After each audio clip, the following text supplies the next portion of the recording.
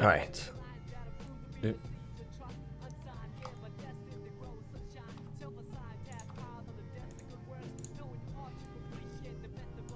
All right. Can you hear me?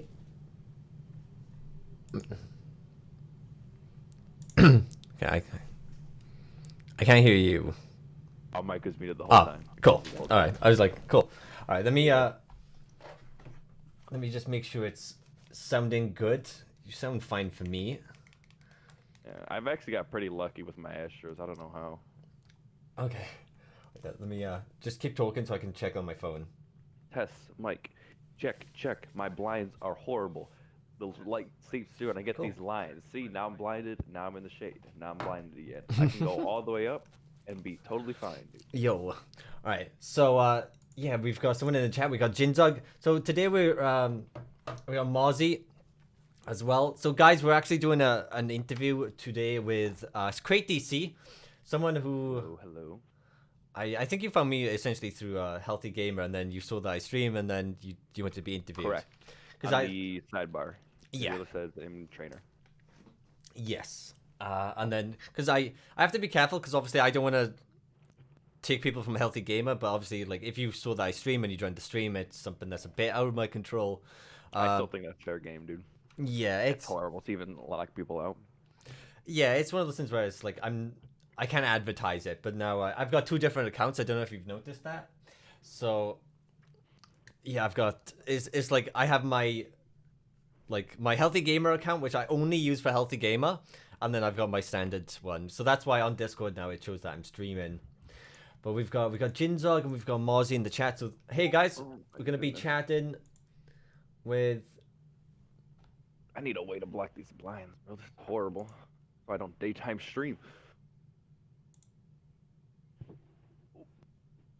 This is not gonna work. There's no actual good way to do this now. Just gonna have to wait for the sun to pass, I guess. And now I'm at the ceiling. Alright. 1 second, sorry. Someone just messaged me from Healthy Gamer. Do what you gotta do. Got 2.5 hours, please.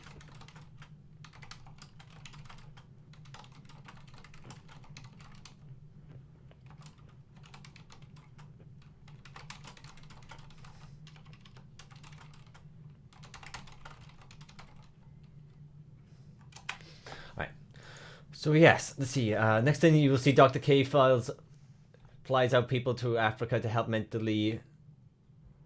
What? To help mentally and tell people to drink poison because it will heal you. Yeah. What? Well, people talk about Healthy Gamer being a cult. That is something that Dr. K has been worried about. Is it real? Is it like an actual concern of his, or Yeah. concern of, or other people think that he's trying to make it cult? I think it's a couple of aspects. Like, cause he said like I don't watch every stream that he does, but there is one. Yeah. Like I think he said it like last week.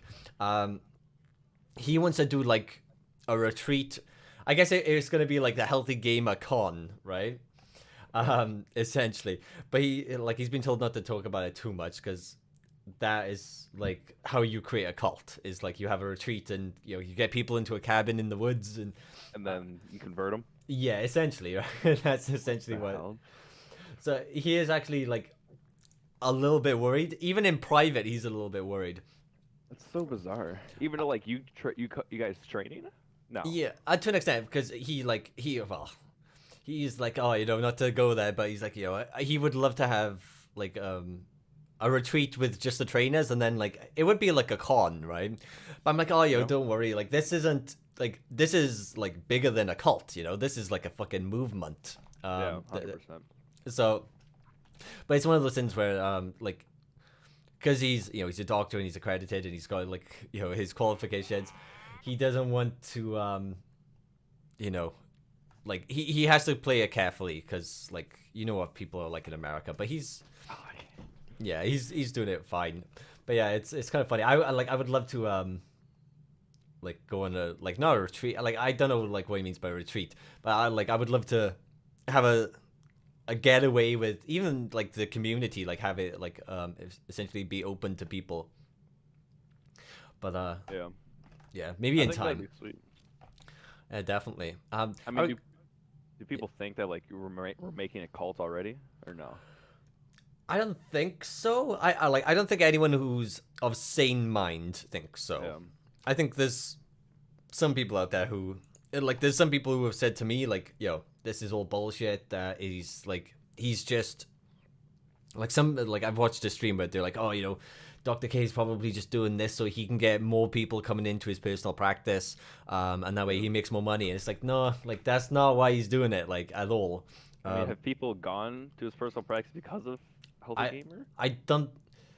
He doesn't really advertise it. Sorry, $400 is that's a huge turnoff. Yeah, definitely. There's so many memes about like, oh, therapy costs money. Let me just stay like I'm already broke. Let me just stay sad then. Yeah, so. But he understands that there is like, he has the ability to reach people through Healthy Gamer or through Twitch, and like that's what he's doing. He's really authentic, so that's why it's like working so well. Because some people, we were talking about this like briefly before the stream. It's like some people might try to replicate what Dr. K is doing with Healthy Gamer and just take advantage of it. Yeah, just do it for profit. Yeah, it's all just profit, and he's not. He also said on stream once as well that he has had so many people reach out to him that his inbox at his hospital, because he works at McLean's Hospital in Boston, Massachusetts, like that's full. Like really? Like the people like at his hospital, like the IT Why guy. would you say he works here though? Well, the thing is, you can search like Doctor. Look him up. Yeah. Yeah. Like he's on like I actually like I was going to link. I get emails now and then from LinkedIn. It's like, hey, like people are looking at your account, and I was like, hey, I had a little search, and he's like Dr. Olukanoji. He's on there. Yeah. His website, where you can book through his website, and then it says like he's an addiction specialist at McLean's Hospital, and that like his inbox is full and so like that's insane. Like that, I think he said he's had like. He's probably had more than this, but he had like 2,000 messages, DMs, emails, like of people reaching out to him. Which you need someone just to handle that. You would, yeah. And he's like, I think he worked it out once. He said on stream, he said like, if I did this and worked it out, he said it'd take me like this long to like respond to everyone. If I give them 20 minutes, he said it'd be a couple months. Yeah. And like that's insane, but. No. Hey, but yeah, so yeah, guys, if there's any like questions, roughly, just maybe at me, and we're gonna be talking about essentially it's like generally just life as a whole, and then a little bit of like I think philosophy, mental health, psychology, spirituality, metaphysics. We're gonna dive into a bunch of different topics. Is there like if you like? We're also maybe gonna just like talk in generally, so this is like about both of us. But is there anything you want to start off with, Crate? Me, no. That's what, if chat wants to say something or something to talk about and get both of our opinions, I'm totally down for that as well. Yeah, that's actually really cool. Yeah, I like. This is just whatever. Don't forget, guys. You can also type in ! Interview and get the form, and like that's how you get onto the stream. So that's what Crate did, and yeah. So someone in the chat is asking how old you are. I don't think I know that, but you're only like 20? I'm 22. 22. Okay, so pretty young. 10 years younger than me. So that's okay. Yeah. Okay. Cool. And what state are you from? From Michigan, right outside of Detroit. Okay. Everyone knows where Detroit is, but no one knows a single other city besides Ann Arbor. So I just say Detroit, keep it simple. Yeah. Someone in the chat is asking, what are your opinions of metal? And they did the hand rocking sign, so that's going to be metal. As metal? Rock. The closest thing I can give you metal is playing Guitar Hero. Guitar Hero 3 played 1 by Metallica on Xbox. Oh. That was a very fun song to play.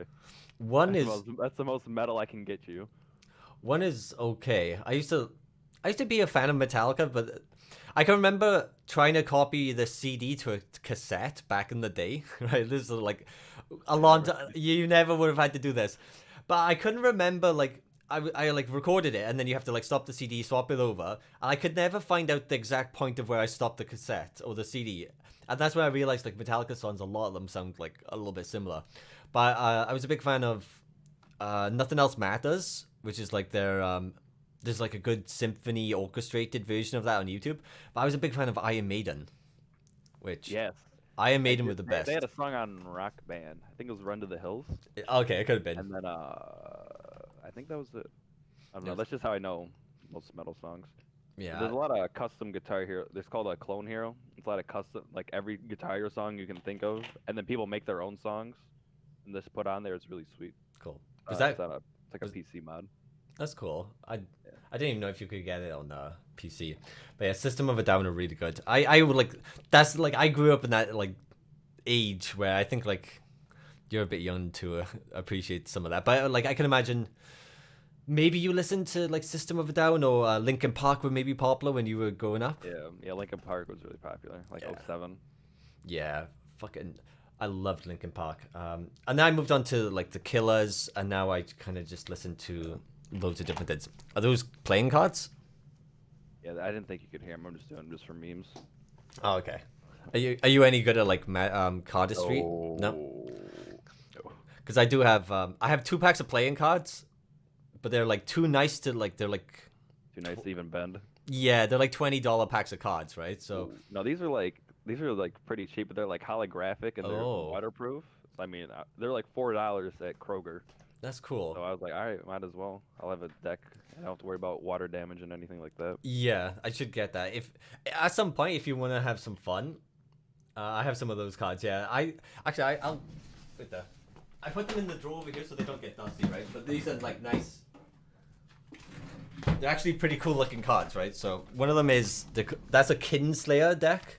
Mm-hmm. It just looks like that. It's got 2 swords, and then this one is just what's this? Cherry Casino. I like the design of them. Yeah, but they're like $20 pack of cards, right? So, like, they're like gotta be a bit careful with those. But I think cardistry is really cool. Do you like when people just do like loads of shit? Yeah. One thing, if you want to have some fun later on, I have tarot cards as well. So I don't know if you've ever had cards? tarot cards. You know, so I Yeah, I don't have no idea what that is. like tarot cards. Tarot. You've never had these where like No, I've never even heard of that. really? Okay. I have different ones, right? I don't do these ones for people because these were a present and I like the art in them. But do you like have you ever been around like a proper spiritualist who like believes in like the universe is alive and like spirits can contact you? So they'll do a reading and like they'll try to predict your future using tarot cards. I didn't know they used tarot cards. I never went to like a psychic or anything like that. No? Okay, they use tarot cards. But then like those are the ones that are a little bit deeper, but then have you heard of Carl Jung's archetypes? No? Okay. Ooh. All right. This is NA, man. We're not smart in NA. Well, yeah, I guess. But back in like Carl Jung was best friends with Sigmund Freud. You know Sigmund Freud, who created Nope. like Sigmund Freud and Carl Jung were the people who came up with like the interpretation of dreams and stuff like that. So, do you know like a Freudian slip is when someone like accidentally slips something about like a fantasy. Okay. So like they're big into that. But Carl Jung came up with something called archetypes. So every type of like job role or type of individual will fall into the 12 archetypes. So Yeah. you get like for example you have like it goes like the innocent, the creator, the traveler, the magician, the jester, the rebel, the hero, the lover, the everyday man, the carer, the inventor, and then it's like the leader. It all Okay. like there's 12 of them, and everything falls in within those. And then there's like archetypes. Like that's an archetype, and then these are all done by the same people because I like the artwork. And then there's this one here which is pretty predictable. It's animal spirits. So within that deck, there's 63 cards. Okay. And like if I was to draw one, it ranges from, like a deer to a squid to an oyster to an elephant to a whale to an eagle, even like a vulture or a crow and stuff like that. And each one like represents a certain aspect of like parts of your being, right? So like you can imagine like a deer is more innocent, whereas like there's a shark in there which is like about lying to yourself, Okay. and it's stuff like that. So like that's called divination. You'll get like have you not seen on Twitch there's a fortune telling subreddit or not subreddit, fortune telling category, and there's No. have you not seen it? No. Okay, there's I did not know that was a thing. okay, yeah, there's a fortune telling tag, right? And if you just type that into Twitch, you'll have people who have that, but then you get people who claim they're psychics or like on there, and And they'll just go off chat. yeah, Like, yeah, you're psychic. yeah, yeah, Okay. Okay. yeah, absolutely. I know a bunch of them. So there's one who I met her in real life. There's like Lucy Pio. She changed her name to Pisces Pixie now because she's a Pisces. Because obviously, like, if you're into like being a psychic, because I don't believe in that. You're normally a big fan of like astrology and stuff. Yeah. But yeah, I have tarot cards. So Fernando just came into the chat. What we're talking about? We're talking about everything essentially, but we were talking about cards because Create DC was fiddling with cards, so we ended up talking about cardistry and then tarot cards.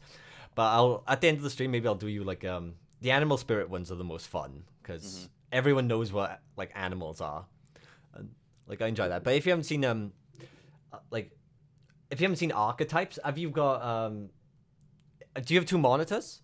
I got 3. Yeah. You have 3. Oh, okay, that's cool. Oh. All right, so I'll send you the archetype thing. So this is created. Carl Jung is the grandfather of analytical psychology. So he's like an important figure in things. So that's like archetypes. Every type of job role will fall within those 12. Okay. And that's like what he created. But yeah, guys, we're just chilling about whatever. We're gonna go probably into deeper psychology in a minute because we've only been live for like 20 minutes. But I'm doing great, thank you. You've been having a good day. Like what? It's only like 3:10 for you, right? Yeah. 309. Cool. So I'm British. He's from North America, which, like, yeah, it's early for you guys. And yeah, Three's not early. yeah. I mean, it's earlier than me. Oh yeah, 100%. So yeah, when you wanted to fill in the form, I can't actually remember what you put. You just wanted to. Much. No, you didn't. You just wanted to talk about Anything. I'm good for anything. everything. Cool. Yeah. But you've seen the YouTube list that I've had. Is there anything did. within Ooh, that? Let me pull it. It's the one called 4DRK, right? No. Or the No. YouTube ideas? I opened Yeah, that one. YouTube ideas. I had to scroll back up now. But if you want, we can talk about like, I don't know if you want to talk about like Dr. Kwood, if there's any issues in your own life, like how you feeling? Are you motivated? Do you have a purpose for your life? Do you have dharma? I would say for me, I don't have much of I mean, I guess I do somewhat of a purpose. But the main thing I just want to do is find a career that I actually enjoy because I'm doing computer science right now and I don't enjoy as much as I thought I would. Okay. I don't know if I told you, it's like the huge. I feel like computer science as a whole is getting saturated, and it's almost it gets geared towards you, especially if you're a gamer. You don't but you don't realize what it actually is. And in high school, they always say get a STEM job, which obviously Science. something, engineering, mathematics. Yeah. And so you say, okay, get one of those. Say, okay, computer science, I like gaming, but then you don't realize computer science is a lot more theory, and it's also coding. And I don't think coding's for everybody.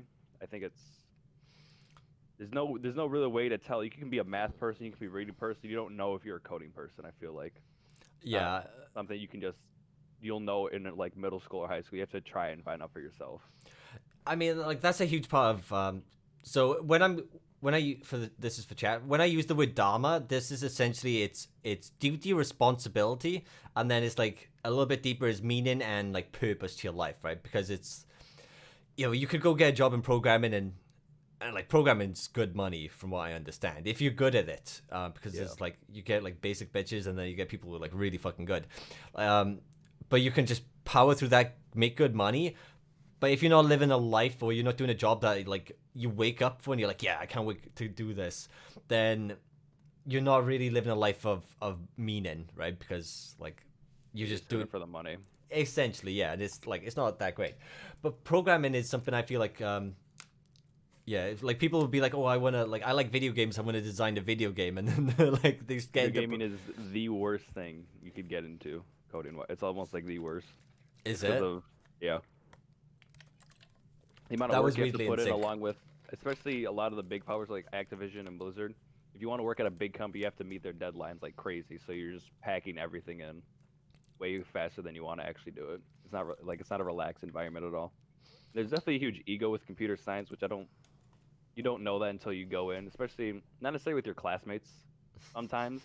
But like, if you have to ask a question on how to say, how do I implement this data structure, Hmm. and you guys learned to like say in last semester or something, if you don't know how to do it, people are like, how do you not know that? Instead of just saying, here's how you do it. Like, it's kind of just like not passive aggressive, but it's definitely a stigma of you should know how to do everything, and Yeah. that if you don't, you're just dumb. Instead of like helping people out and helping them out when they need it. Do you So, Yeah, I have no experience in that, so I can't really see. But someone commented how we drank from our drinks at the exact same time, which was pretty funny. Um, do you like something I've noticed in pro gaming, because I come from the pro gaming industry. A lot of people who might do pro gaming are like they're kind of like social outcasts, and they don't have the best like social skills, so that when they get into gaming, they get a bit of an ego because they're not used to being cool. yeah, So is that the same with programming? They're like, oh, I'm a good programmer, like I think I'm better than you, because it's like they don't yeah. really have that social In construct. a way, yeah. But it's not that I'm better. It's just that you're dumber. I Yeah. guess you could say that, track that to better, but yeah. Yeah, because but then they don't actually have like the social skills on top of it to like be like. No, computer science are weird. Most of them are weird. Yeah, that's funny. Dude, I get that. I have no idea what makes me happy. Okay, sorry. I thought someone was talking about programming, because I can like pro gamers are awful for that type of thing, Yeah. man. Yeah, Like find out what makes you happy first before you commit to something in college. Just do like your first 2 years, just do like core classes. Because I I have like my computer science block of like computer science classes, and then I have my standard classes of just everyone has to do these. So do all those first, and then do what you actually want to do. Don't jump in. Because I jumped in doing a lot of my computer science classes first, and mm. now I'm doing like all the normal classes. So not necessarily backwards, but just out of order kind of. So Did you definitely know go what you want to do first. did you go straight from like you have high school and then it's straight into university, isn't it? Correct. Yeah. Did you do that straight away? Because I feel like sometimes a gap year to go and Yeah. like live your life would A be. gap year would be smart. I I would just, if you do that, definitely just get like full time wherever you can and just work. Yeah, Oh, because because you're gonna need the money straight up. yeah, you're gonna need the money on it. But I feel like that like a lot of like I feel like computer science is gonna have like a lot of nerds, right? So a lot of nerds have a hard time like socializing. It's like get out of your bedroom, go experience your life to an extent, and it's like this is Yeah. what Dr. K says. Like you're not gonna know certain things about life So you do it. until you do it, which is like a big thing. Because some people, like there was a good video that I linked to someone the other day about this, which is like a Jordan Peterson thing. It's like to get where you want, you have to go where you don't want to go. So Yeah. it's like if you're like afraid of confrontation, you gotta go somewhere and go argue with people to get like that backbone to argue. Or another way to word it is like. If you want the gold, you gotta face the dragon type of thing, because dragons like in a mythological sense, like they hoard the gold. So if you want the gold, you gotta go face the dragon. But you gotta Yeah. but you gotta face the dragon, which is a little bit hard. Hmm. But yeah, I feel like a gap year would be really beneficial for me. Like I never like Yeah. I never went to like education like you've gone to like university. I do want to go now, and I feel like it took me a long time to have like a good grip of how. You'd be better off going when you're older, honestly. I think so. I think like life experience. There's a couple of aspects where people say, oh, like once you leave high school and go into university, you're gonna lose a bit of discipline because like You do. you 100% you will. you will. But then I think like if you're raised well and you have discipline in your natural life, then it's not that big of a deal. It's just the aspect that like once you're older, it's going to be a bit harder because like financially you would still have to work, and if you're working and doing a full-time job, like Yeah. that gets a bit hard, especially if you have kids and stuff like that. But you still see people who are like 40 years old go back to education with jobs and all of the shit, and they can do it. I actually did because I hated school, and I think I might have hated school because I went to a strict Catholic one. But I signed up yesterday to redo English from Yeah. like high school to an extent. Right? In the UK, you have primary school, then secondary school, then college, which is 2 years, and then university. So it's kind of like the college level or like high school level. Like I've Yeah. got to redo that, just because my English is kind of bad. But I once again like the school system. I feel is like kind of the school system is very generic, and it's like if you don't conform to that, you're fucked. And a lot of Yeah. people have like, people evolve. People like are very different, and it's. I think I think the education system is actually quite fucked up. It is. Personally. It's very bad. Yeah. But yeah, Especially so, with programming, not programming, but it's a lot of side work. Like you have to, if you don't know it, you can Google it, mhm. and you just have to. It's a lot of self-learning that they don't tell. They don't tell you that though, because you can go through. Like I went through high school, I breezed through high school. It was J Omega Low KE type shit. Mhm. So like, I would just get home, do my homework, then just goof off, because I ran track and cross country, so I would run, and that would usually take that was my after school sport. Then do homework, and then just chill for like 7 to 10 o'clock, then repeat. But the point is, I was able to get through high school like without study. I had like a 3.5, which is like B plus, That's something good. like that. I was ass at reading, but I was definitely really good at math and all that. So, but the point is, I was able to go through like without studying, and I never needed it. I studied for like maybe 4 tests, and most of them were just my French, because it's a different language, and I was already bad at reading. So now you want me to do a different language? I'm gonna say, some Monka S type shit. But when I got into college, it was a huge change of like, okay, you think you're just gonna repeat the same thing that you did in all through high school.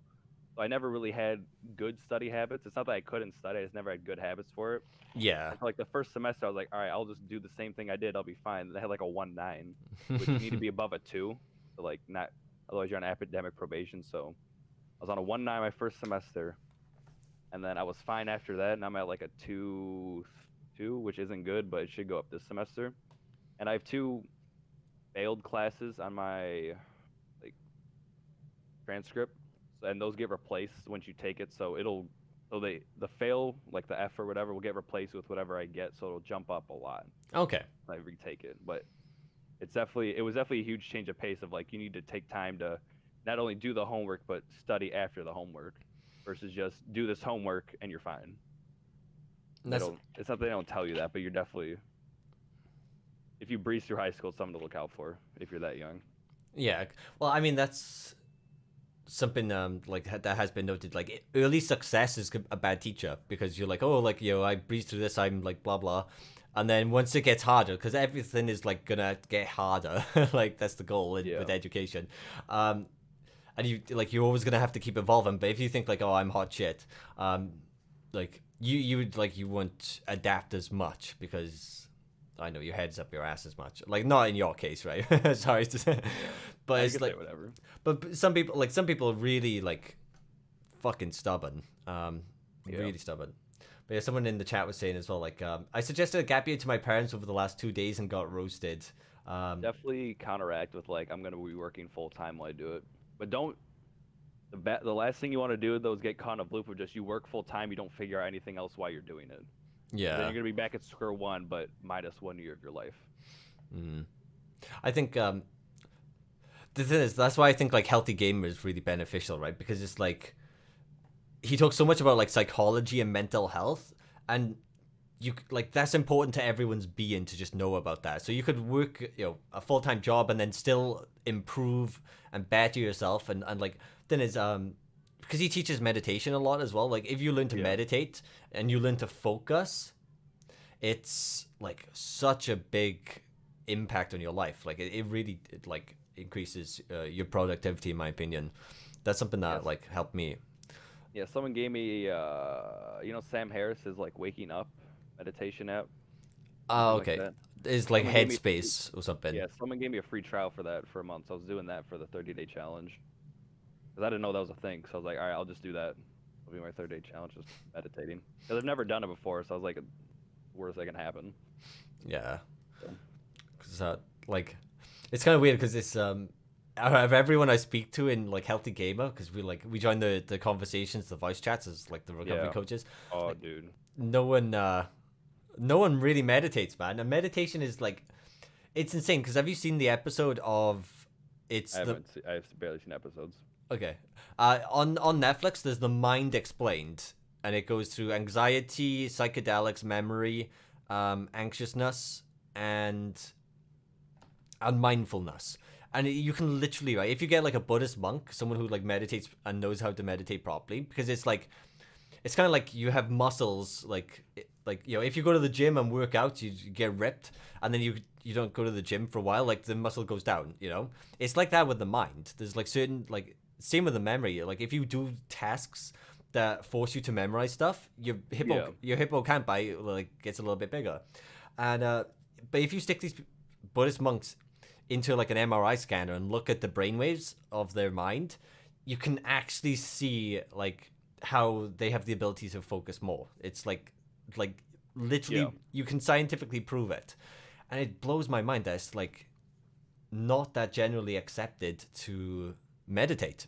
Like some people call it like, you know, meditates for pussies, or like yoga's for pussies and stuff like that. And it's like, I actually haven't gone to yoga, but I meditate. I was like, I had a few things going on today, but I wanted to go down to like a Buddhist temple today and just like sit there and meditate. And it's like, it's nice. It's better than doing it in the house, because like you want to have that like disconnection from like where you live and where you work and stuff like that. But yeah, I can see you typing in the chat. So yeah, I try to. I mean, I can listen and talk to you as well. Like yeah. But if there's any questions, so like, let's see, that's the issue. I'm spending 10K a year and it's not stuff I'm enjoying. Yeah, I mean, like you have to be a bit careful with that. Like once you're in it, I don't know like if you can just change your majors and stuff like that. Obviously, like wasting 10 grand isn't like that efficient, right? It's because you're just wasting money. But at the same time, at least you have that experience. Like that's an experience that you can learn from. And that's like really important to learn from your mistakes, because you know, like a lot of people will be so afraid to make mistakes that they don't go and make them. And that like if you consider a mistake as an experience, then it changes your mindset to like not being afraid to make mistakes. And someone in the chat, PB, don't say I don't support you. Like I know you do. We're talking about like your own well-being, individually speaking, because like it's really important that people meditate. It's really important. Let's see, but someone's asking, what program do you suggest for coding? Because I think, just to answer your question, Cam, I think, is 19. So he's probably just getting into education now. Someone is his dad.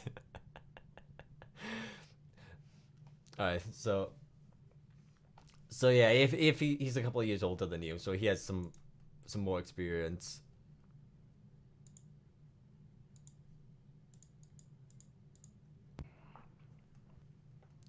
Roommate's dad pulled up to fix something in the door or something. Oh, okay. Yeah, I just saw that. So yeah, I was saying like Cam in the chat. I know him from another stream. He's 19, and if he's going into coding, then you know you've got like 3 years extra experience on top of him. So he's saying he asked, what program do you suggest for coding? And Chili Tomato Noodle, is that a program? Guy, he does C++ as a language. So Tomato Noodle's the guy.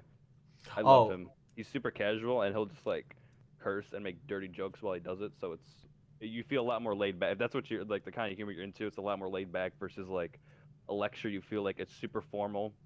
There's no room to make jokes. Like you have to, like it's just pure discipline. Mm-hmm. Or like some people they can not necessarily learn better in a relaxed environment, but if you know the profession, like it's like when you're meeting someone for the first time.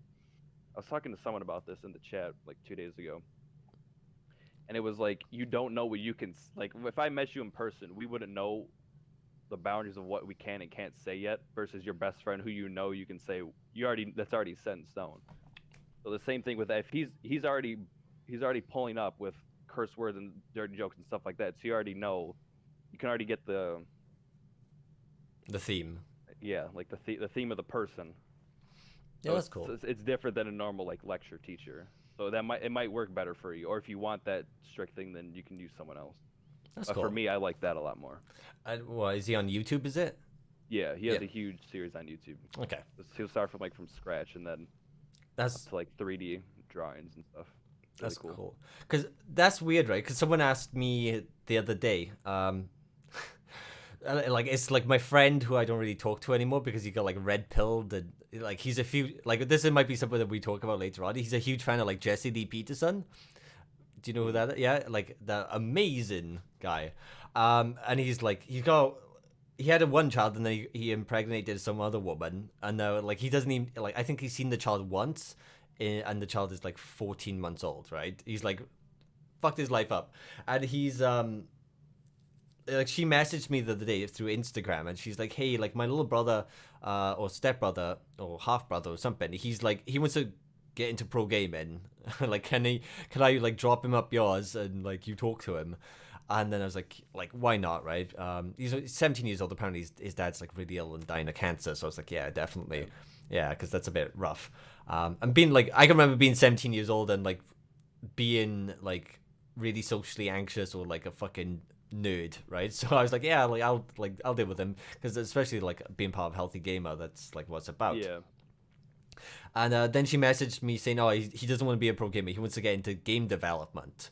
And I said like, hey, like, you know, like she was like, oh, like thanks for being willing to talk to me about that, but obviously like you don't do that. And I was like, no, I don't. But I said like go into YouTube, like there's gonna be like that type of thing. It's like you're gonna have to be like naturally creative anyways and like develop art, and then you're gonna have to learn programming. I said like there's loads of different things to, like as you said earlier, there's loads of different things to gaming. You might not even enjoy gaming, but there's like, you know, level design, then there's like character development, story development, coding, like the actual game itself. I said like just like like just you have to too broad. Yeah, I said like I just broad. Yeah, and it just like it's easy once if you know what you're looking for. It's so easy to find like those types of communities where you can develop those skills or talk to people that know that stuff and just like talk to them. Most people, like, as long as you have a good attitude, people will a lot of people are going to be willing to talk to you about like everything. So it's like that's like kind of like beneficial that we're talking about that now, because maybe I'll say, hey, like, yo, don't do gaming, just do programming, but like tell them to try it, because programming, I feel like a lot of people will want to do programming because it's like, oh yeah, I get to sit behind a desk and do that. But it's like, if you do that anyways, because you're like, a lot of the times people will play video games or like isolate themselves. It's like a coping mechanism. So if you have like that as a coping mechanism and then you do it as a job, it can be really like it can be in the same place. The only thing you're going to talk to is when's the deadline and what do you have to code, and then you're just going to go back to your desk and be alone. Yeah.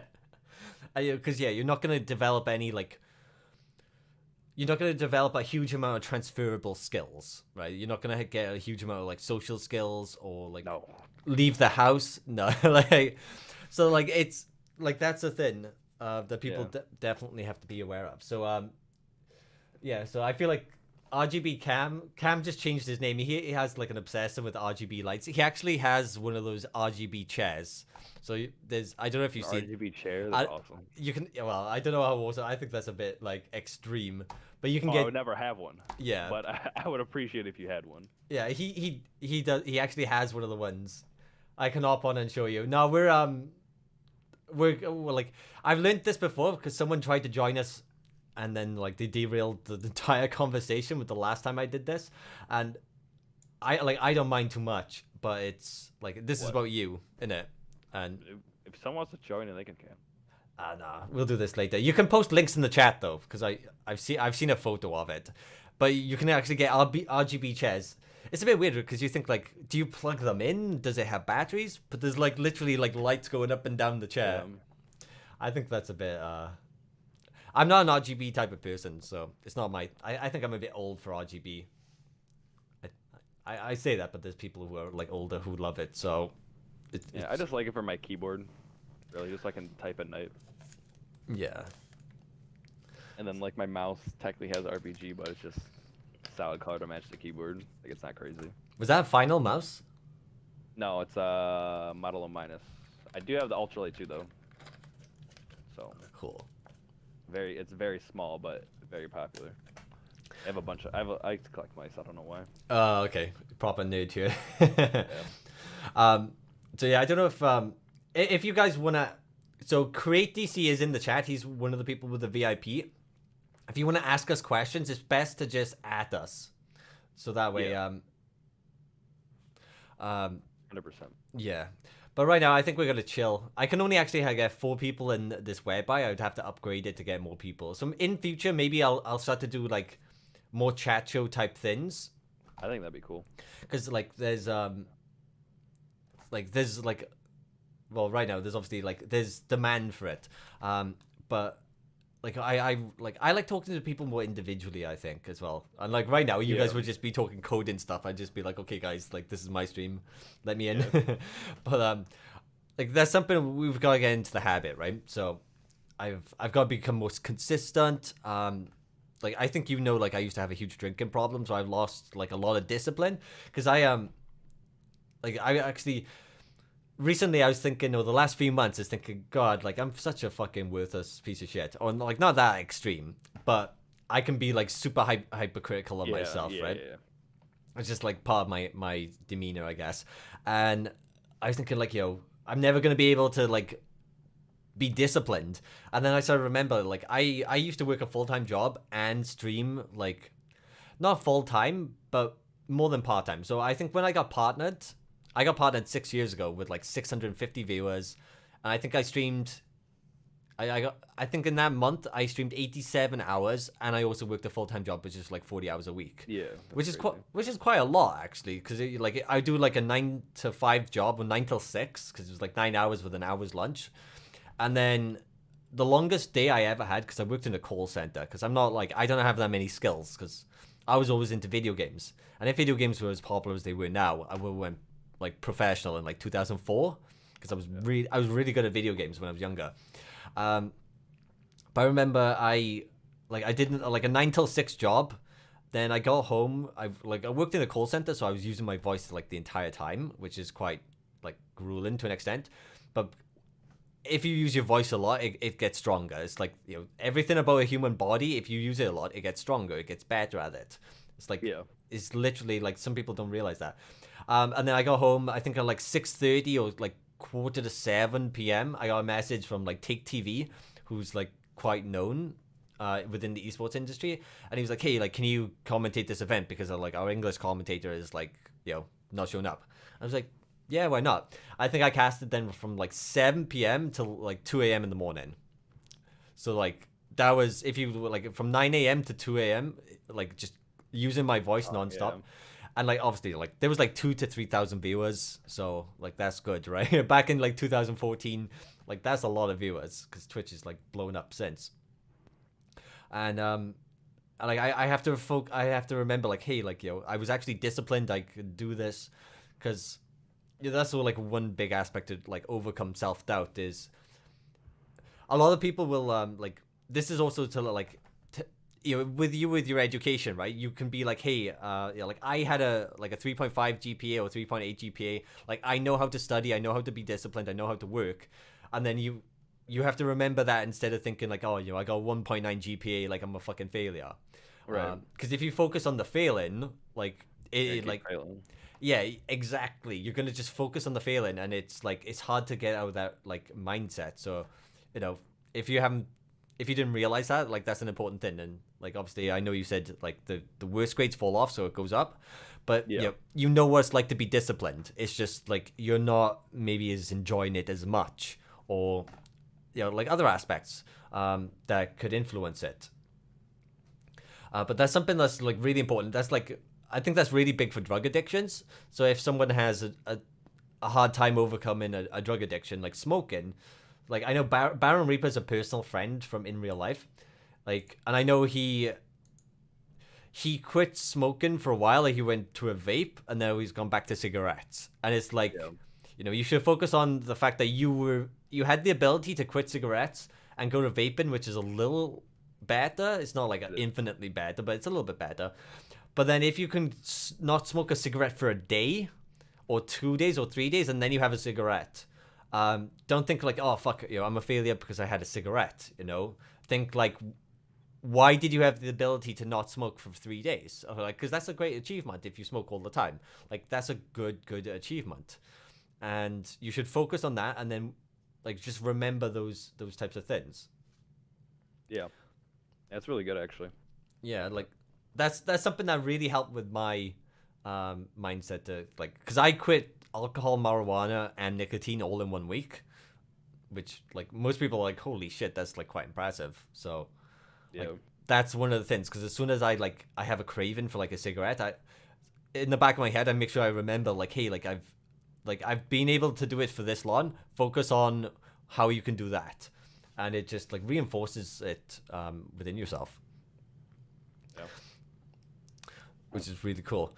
But yeah, I like this is just like a general conversation, so I don't really know. Like we're gonna maybe like jump through topics if chat wants to bring up like if you guys want to ask us like specific questions, like say ask or at us, and then that way we can like actually like see it, because otherwise there's too much conversation. Because if you guys are talking amongst yourself, like I'm not gonna read that as much as I want to, but like you're the second person I've interviewed, so I have to develop these habits and a routine to make sure I don't fuck up, or like it's as best content as possible, I guess you could say, because you know reading the chat isn't like that amazing. It's beneficial, but you know. I think it just depends on who you're interviewing. Especially like Dr. K, he'll have like 4K viewers, and he'll dedicate himself solely to the person he's interviewing. You can just blatantly ignore chat, and no one Yeah. why you're ignoring chat. Like, but if it's like, oh, we're gonna ask chat for questions, and then we don't answer any of them, then we just look like assholes. Yeah. Absolutely, yeah. So it's once again, it's learning those boundaries and getting used to it. Because you saw me interview like the first person, which was, I hate calling him by his name because it's real scumbag. And he's like such a genuinely cool guy, but I feel like if you have You want to go by, you have to. yeah, because it gives you this reputation. Because we were talking about it within that interview. Like, if he joins the stream when like a person's having a bad day, or like they're getting raided, or like, do you know, like sometimes like you might not know too much about this, but you probably like everyone's probably seen it happen where like clearly a bunch of people have come from some other platform like 4chan or a Discord channel of like of toxic people, and they're like, hey, like let's go there and like try and ruin this person's day. And if that's happening and you join that with a name called Real Scumbag, like, they're gonna be like, oh, you're part of this, fuck you, Ben. And yeah, like I find that like really funny. At the same time, I think like having like a really positive name is also a bit like ugh, because no, you just want a name. Yeah, you want an identity. You don't want like attached like extra emotions or feelings, or like I can't think of another word, but like you don't want to attach like too much to that. So yeah, like you're in education now doing your coding. How long have you got left of you? I'm guessing it's a bachelor. Yeah. So I'm going into my 4th year right now, but I only have like, you need 120 credits. I have like 72, so I'm barely a junior because it's 24 a year. Or no, 30. 30. If you do, assuming you do 14 to 18 a semester, you'll be looking at like 30 average. Okay. Per year. So. And are you technically a junior. Yeah. 4th.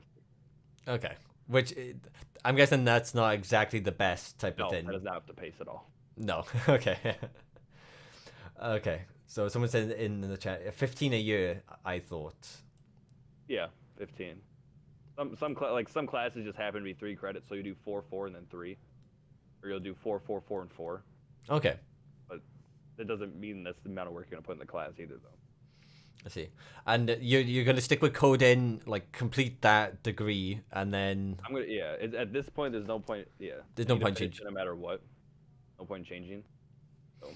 Yeah, because that's like one of the things. Because a lot of people they'll like they might change their majors and all of this because like they don't realize like you can.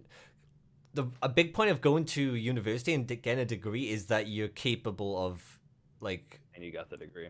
Yeah, and then, like that shows that like you don't have your head up your ass to an extent, right? Because you have to be capable of going there for like a few years and putting in all the work and doing the education and doing the assignments, and that shows for something like that. Like that is like at the moment like the world is a bit like oversaturated in terms of like everyone's getting like degrees and stuff, so it's like the experience, but like having a degree, like even if it's like in programming and you end up doing a job in like another like management in like a different type of industry, they just know that, hey, like, you know, he like he hasn't got his head up his ass essentially. And I think that's Yeah. that like I think that says a lot, because some people will completely change their majors and it's like, oof, you just end up in education for a lot longer, build up more debt. You can do that, but you need to know that, because if I were to switch, I need to know that the second switch is going to be what I actually want to do, not just doing it because it's not this. I think Yeah, that's very important. yeah, that's fucking, because that could be really bad otherwise. Yeah, Like, you just get caught in the same loop, and then now you're in like 2 half majors. Pretty much. yeah. So hopefully that, like, because Cam is in a situation where it feels like he doesn't like he wants to do programming, but like, yeah, I would say definitely do No, I that. just suggested it to him. Yeah, He doesn't know, so I said try it. It's like coding's one of the nicest things where you could almost learn everything on the internet for free, and there's a huge argument and movement behind it. It's kind of crap, but not always. But you can 100% find out if you like coding before you take a single class.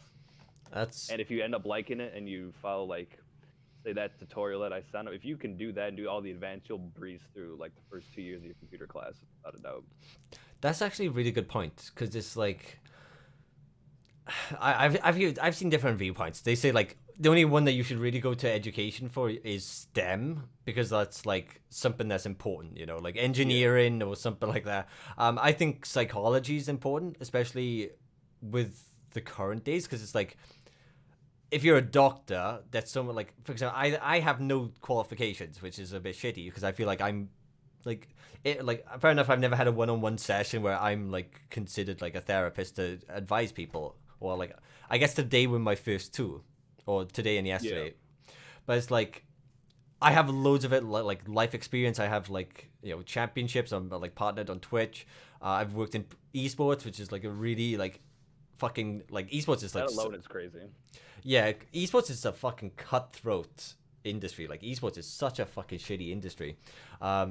It's essentially like an entertainment industry. So it's like it's comparable to like modeling industry, like where people will fucking stab you in the back, left, right, and center. It's like, or acting, where like, you know, people will fucking stab each other in the back for like an acting gig. Because you know, I would like maybe to an extent, even I've done it where someone would be like, hey, like I'll cast this like best of 3 in Counter-Strike for $30. I'll be like, hey, I'll do it for 25, you know?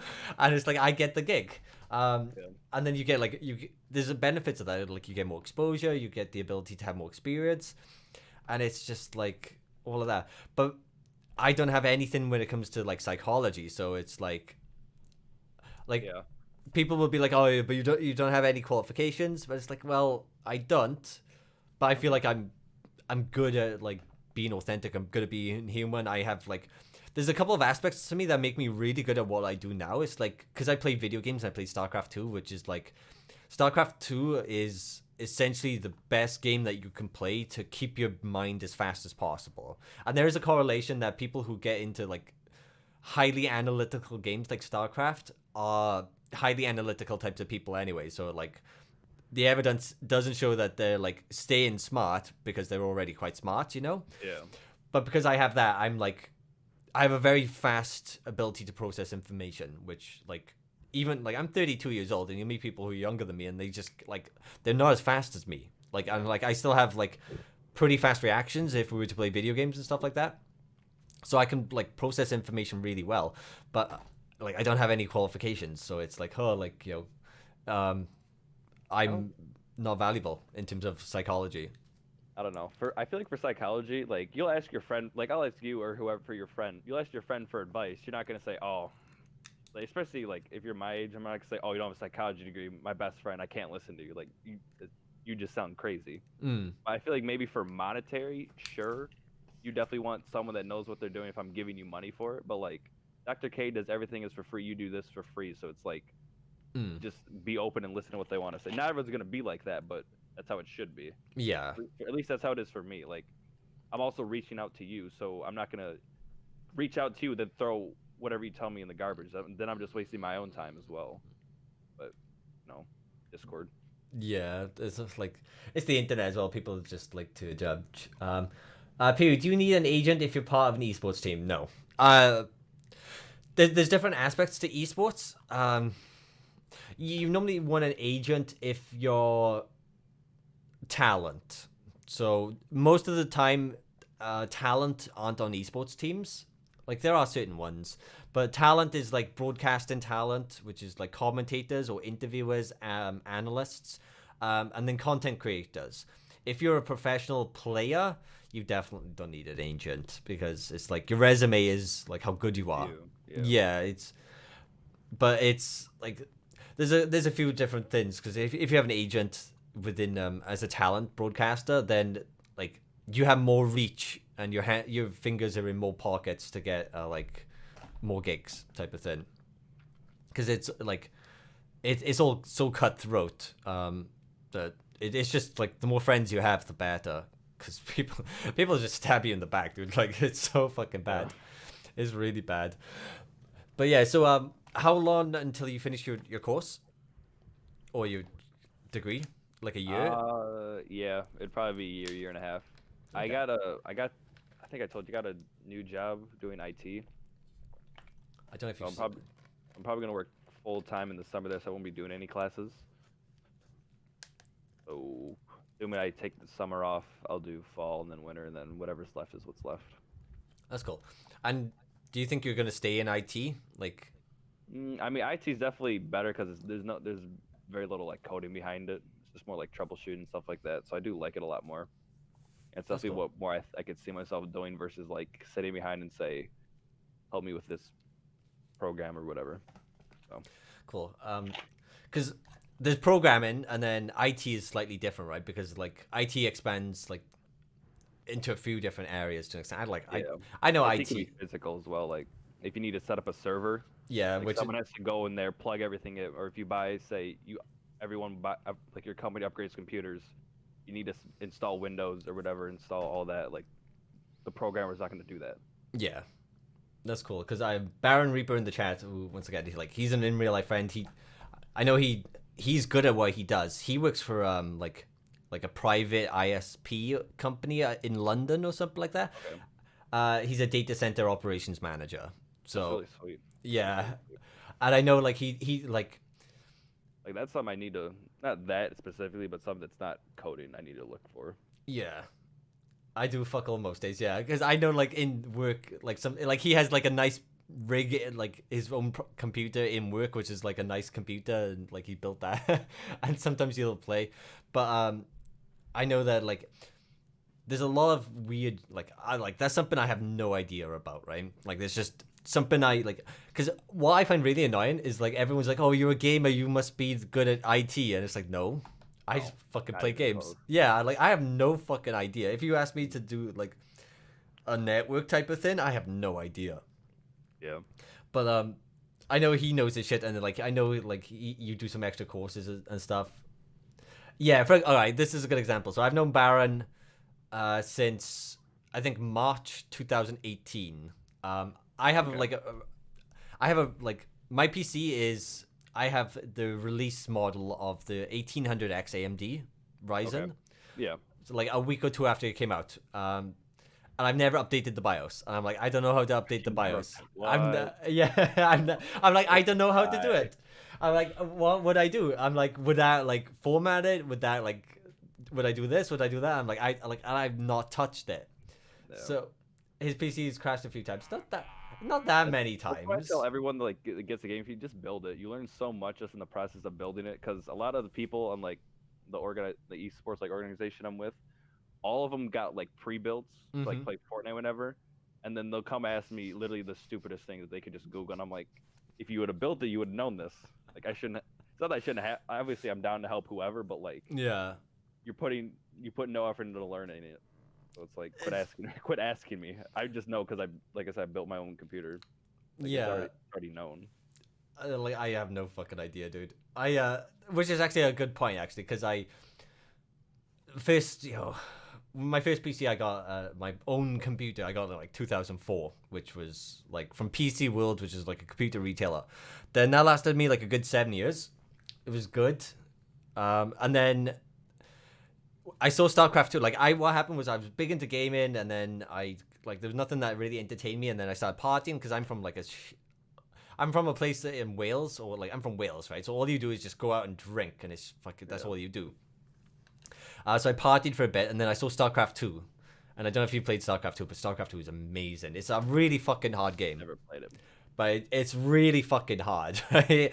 If you were to play StarCraft 2, you'd be like, what the fuck? Because it's so much different to like a MOBA or a first-person shooter. And I just loved it, but my PC could barely run it. So I had a job in Amazon in the warehouse. I remember doing like a 58-hour week in Amazon back in like 2010 and saving up for this computer. And I built it myself, and I was actually quite proud of that. Actually, my dad's friend kind of helped me, like, make sure I didn't fuck it up, right? Because just like I'm like an anxious person, so yeah. So I did that, and I can remember like there were a few issues. It was that was actually the release model of Sandy Bridge. So that was the first i5 models. Oh no, the second one, sorry, of the i series from like Intel, and. Yeah, I remember I was okay at managing that, but this one's a pre-built from like PC Specialist, and I have no fucking idea. Yeah, the 2500K Sandy Bridge. That's like the one I custom built myself. Back in the those were fucking beastie. Some OG shit, dude. Yeah, man, that was some good shit. 2500K. They were only like 100. It was a fucking so cheap compared to them before, and it was like, man, they were good. But my first computer was an AMD 3400 Plus, which was a single processor. Yeah. That was but that's 2004. So that's a while ago. But yeah, I like this PC is. It turns. I ordered it on I think March 20th, 2017. So it turns 3 this month. I've never updated the BIOS. Is that people in the chat are fucking you don't update the BIOS? I mean it depends. The only time I updated it was, I think so I could overclock my CPU. Yeah, I wouldn't trust myself overclocking it. That's how I blow shit up, man. It's so easy. Well, you don't need to, my CPU is at 3.5 out of the box, the gigahertz. I overclocked it. I was looking up, because you just look up the CPU and the motherboard and the combos. Find out what people are maxing out at. People are maxing my CPU out at 4 or 5, and I'm like, no. I'm gonna go to 4.2, and I'll know it'll work. I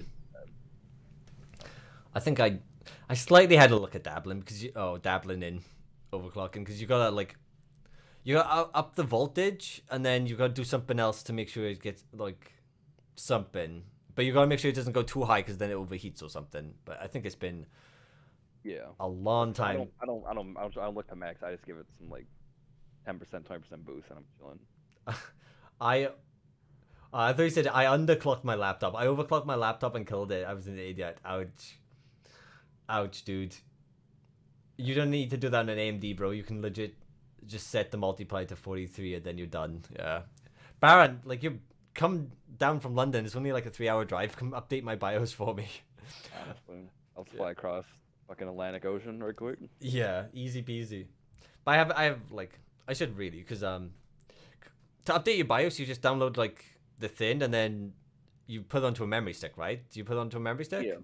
And then you boot into the memory stick instead of the hard drive or solid state drive if you have one. And then just update it. Maybe I'll. If you can download and install, if you can extract a WinRAR file, you can probably install a BIOS. Yeah, I probably could. Maybe I'll have. I actually haven't formatted my PC since I got it, so I do need to format it. But I've got a lot going on at the moment, so it's it's an 1800X AMD with a 1080 Ti, right? So it's not slowing down on performance, anytime soon, anyway. So I'm okay in that sense. But yeah, I think we went a bit off topic there. So we were talking about how you were going to work for an IT company during the summer and then hopefully finish your qualification degree. And then after, I don't know. After that, that's cool. Find a job that'll pay enough to then find out, do what I actually want to do. That's, I mean, as long as you get money, that's good. Because, that's the staple to your life. Because obviously, I don't know how much like without like you don't want to say obviously, but you're gonna get debt most likely from education, Yeah. so you gotta pay that bad boy off. Someone in the chat or Cam is asking RTX scan anyone? Um, RTX is a graphics card series. yeah, So like you have the GTX, and then the like the 1080 Ti, the 20, all the 20s are 20s. RTX. I thought Yeah. so. I do have like a funny meme where it's like when they were coming out, it was like showing you the like increased shadows with RTX on. Yeah. And there's like a funny meme where it's like, have you seen that? Like, there's like a little Oh yeah, white. there's so many memes on that. Like Yeah, PC Match the Race, that's all it was. That came out with just RTX on, RTX off. yeah, and it was like there was like a. Oh, I can't remember what it is. Like, I'll have to look for it later. It's fucking. I know the meme, but I don't know exactly what that means. But that's cool. But yeah, in regards to obviously, if you were looking like if we're gonna dive deep into like more psychology, um, or purpose and meaning, because like I don't know, I feel like if you were to go into like IT, it's hard to get a purpose from that. You can get some, obviously, like if you like, but I feel like you would always have to keep improving your knowledge. That's a huge part of getting purpose. And IT is a bit like once you know your stuff, like that's it essentially. You can keep increasing. It's not. I don't think it's as necessary to increase something as much like programming. Yeah, Programming, you'll never stop learning. that's true. But because that's called like if you look at the archetype thing that I posted before, like that could be let's see, like that's like artist innovation and provide structure, right? So like you can always provide more and more structure, and then like the sage part of which is knowledge as well, like that is like yeah, like that's it's always important to always increase your knowledge, right? So if you're going to IT, you can as long as you keep improving, then you're not gonna coast. Because as soon as you start coasting, then it gets a bit dull. I feel like your life can be. Yeah. What's that in your hand? It's a pin.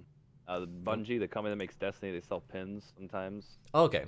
This is like a Pride one. I bought it for because you get there's like emblems you can get in game if you buy certain pins. I bought this for the. Okay. Do you I see? just Twitter with it because I bite my nails a lot. I've been biting them since I was like probably side teeth, honestly. Ooh, okay. Yeah.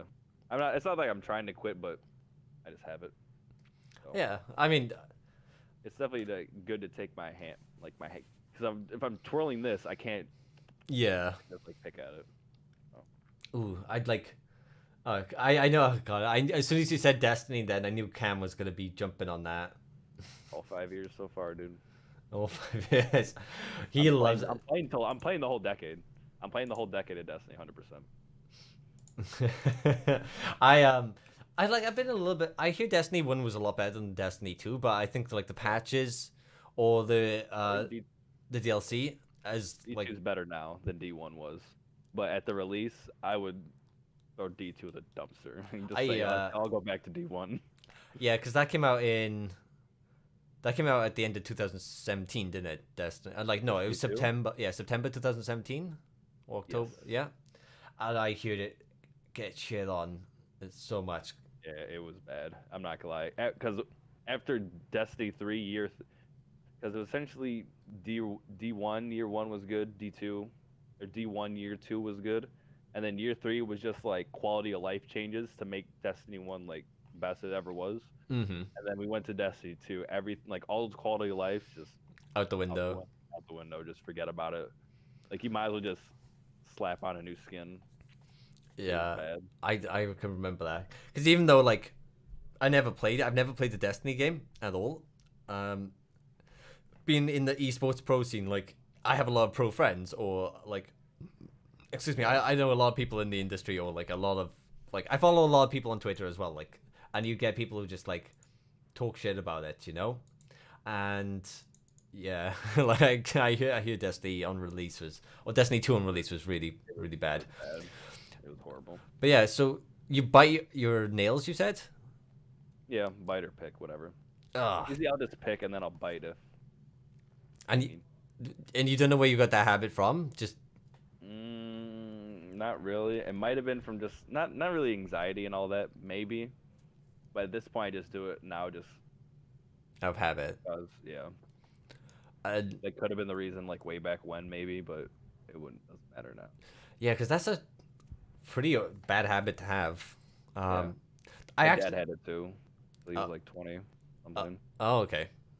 Because my sister used to have that all the time. I've never been like that. And you get some people who literally like they bite them really badly, and it's like the tips of their fingers are like all like scabby and stuff like that. And it's I It's haven't definitely actually. off-putting, like when you see their hand, for sure. Yeah, like that's a really. I mean, it's good that you're not doing as much, or you like you're self aware to like know that you can have like Yeah. technically speaking, that's a coping mechanism to have that pin. Um, so I would say like definitely try to work on that as a discipline to like just overcome it. So it's like something you don't have to worry about. Because if you don't have that, would you bite your nails still? Yeah, well, I mean, that's the problem is I'll do it like one hand. Like I got this in my one hand, but like I'm doing like this in another. Or Oh, okay. so even I need two pins basically, Yeah, which I do have, but yeah, but then it gets a bit weird. It's just like, I but just yeah, might as well give me something to fucking juggle all day. But yeah, yeah. I mean, I would definitely like I'm at the point now, right? Because being around Dr. K and working with Healthy Gamer, like to be um to be a recovery coach is all you have to like have like you have to do what you say, right? Or like what you teach. yeah, Or, like you have to practice what you preach. I can't just tell people to increase their quality of life without doing that for myself. So I'm working on all of my like shitty habits, which like I used to have quite a few of them. Um, but yeah, I like that's something I would just like without going too into it. I don't know. Um, yeah. I like think it's just active, like proactive think changing. Like I know it's really stupid, but like I'll give you a view. So like my arm, a bad gaming habit is your my elbow, because I'm a huge like aim fanatic. It's like my elbow would rest on here, and it creates a lot of extra friction on your desk. okay, You don't want, and so you don't want that for like vertical tracking and all that. yeah, So I had to really get in the habit of like playing like this with like half, like 50% to 70% of my forearm like only on the desk.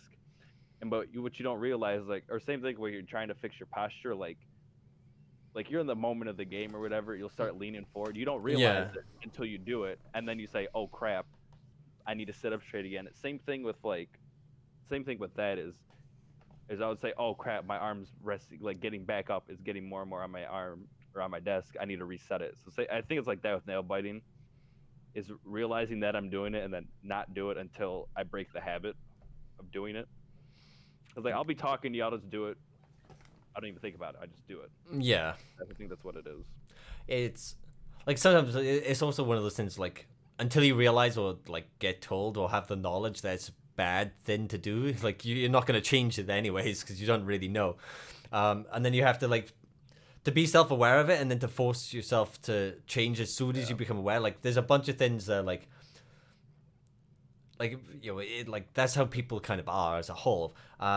But there's a bunch of habits that yeah, it takes you have to have like the self-awareness to You need to realize catch that it.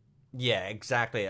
And it's like some people be like, "Oh, I can't be bothered," or like, "I don't care that much," and like that shows like a lack of like self-love or like lack of discipline or like you were brought up in like for like this is a generic sense, right? So I'm not like specifically applying it to you, but sometimes like people are like a spoilt being brought up, so like they just don't have that self consciousness or that self control, and Yeah. it's yeah, like I, that's would, I yeah. think for me, it's just more finding it when it happens. Cause like I was back to the gaming thing in the moment. You don't real like if I'm playing like Fortnite or something, the games you play you don't die right off the bat. You're gonna play 15 20 minutes straight. If my arm's up there 5 minutes in, I'm not gonna realize it until the game's over. Mm-hmm. So I think it's just constantly checking, just being aware. Yeah, absolutely. Um, so what other games do you play that forces you to be an aim fanatic? I think you've said before. I do Kovacs, which is like an aim trainer, but there's leaderboards.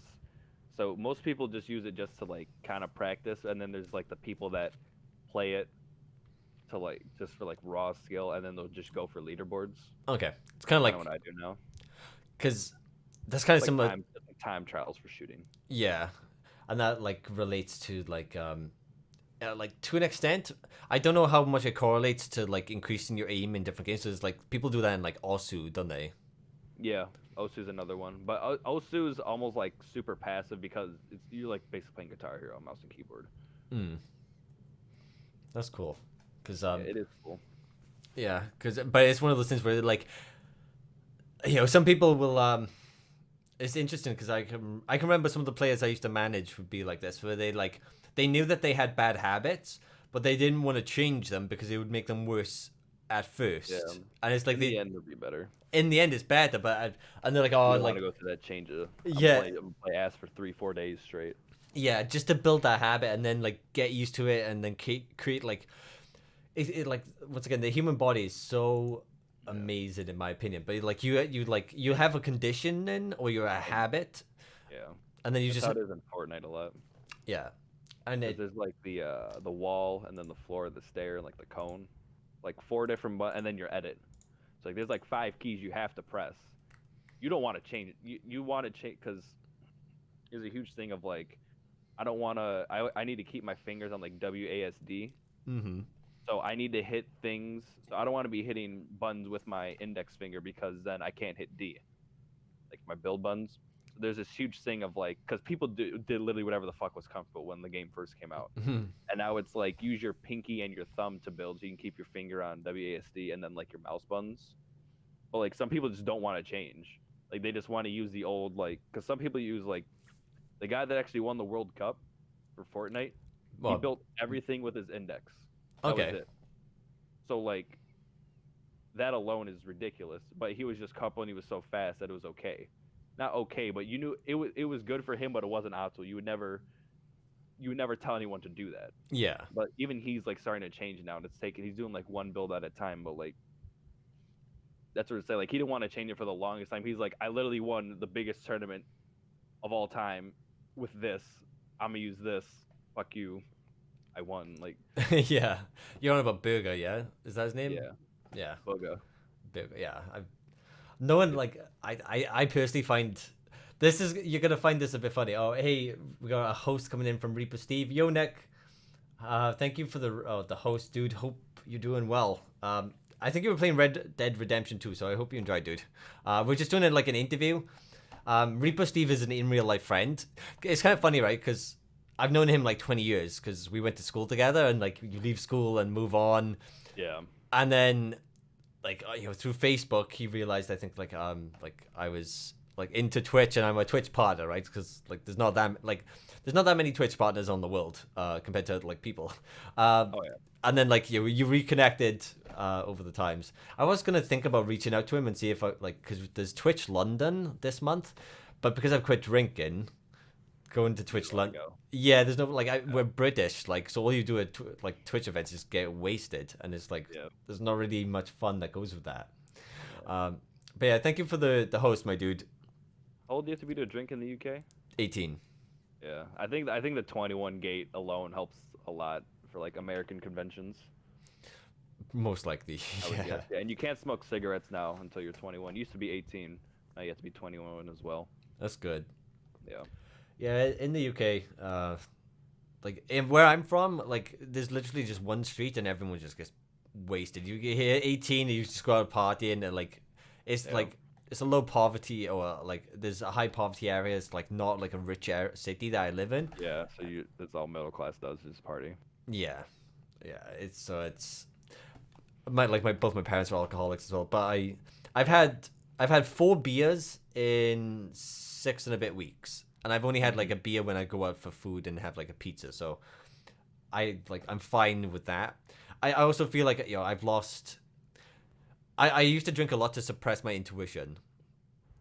So, that was like we're kind of going off topic because we're talking about like habits and whatnot. It don't matter. Yeah, Fingernail thing. I just need to be self-aware.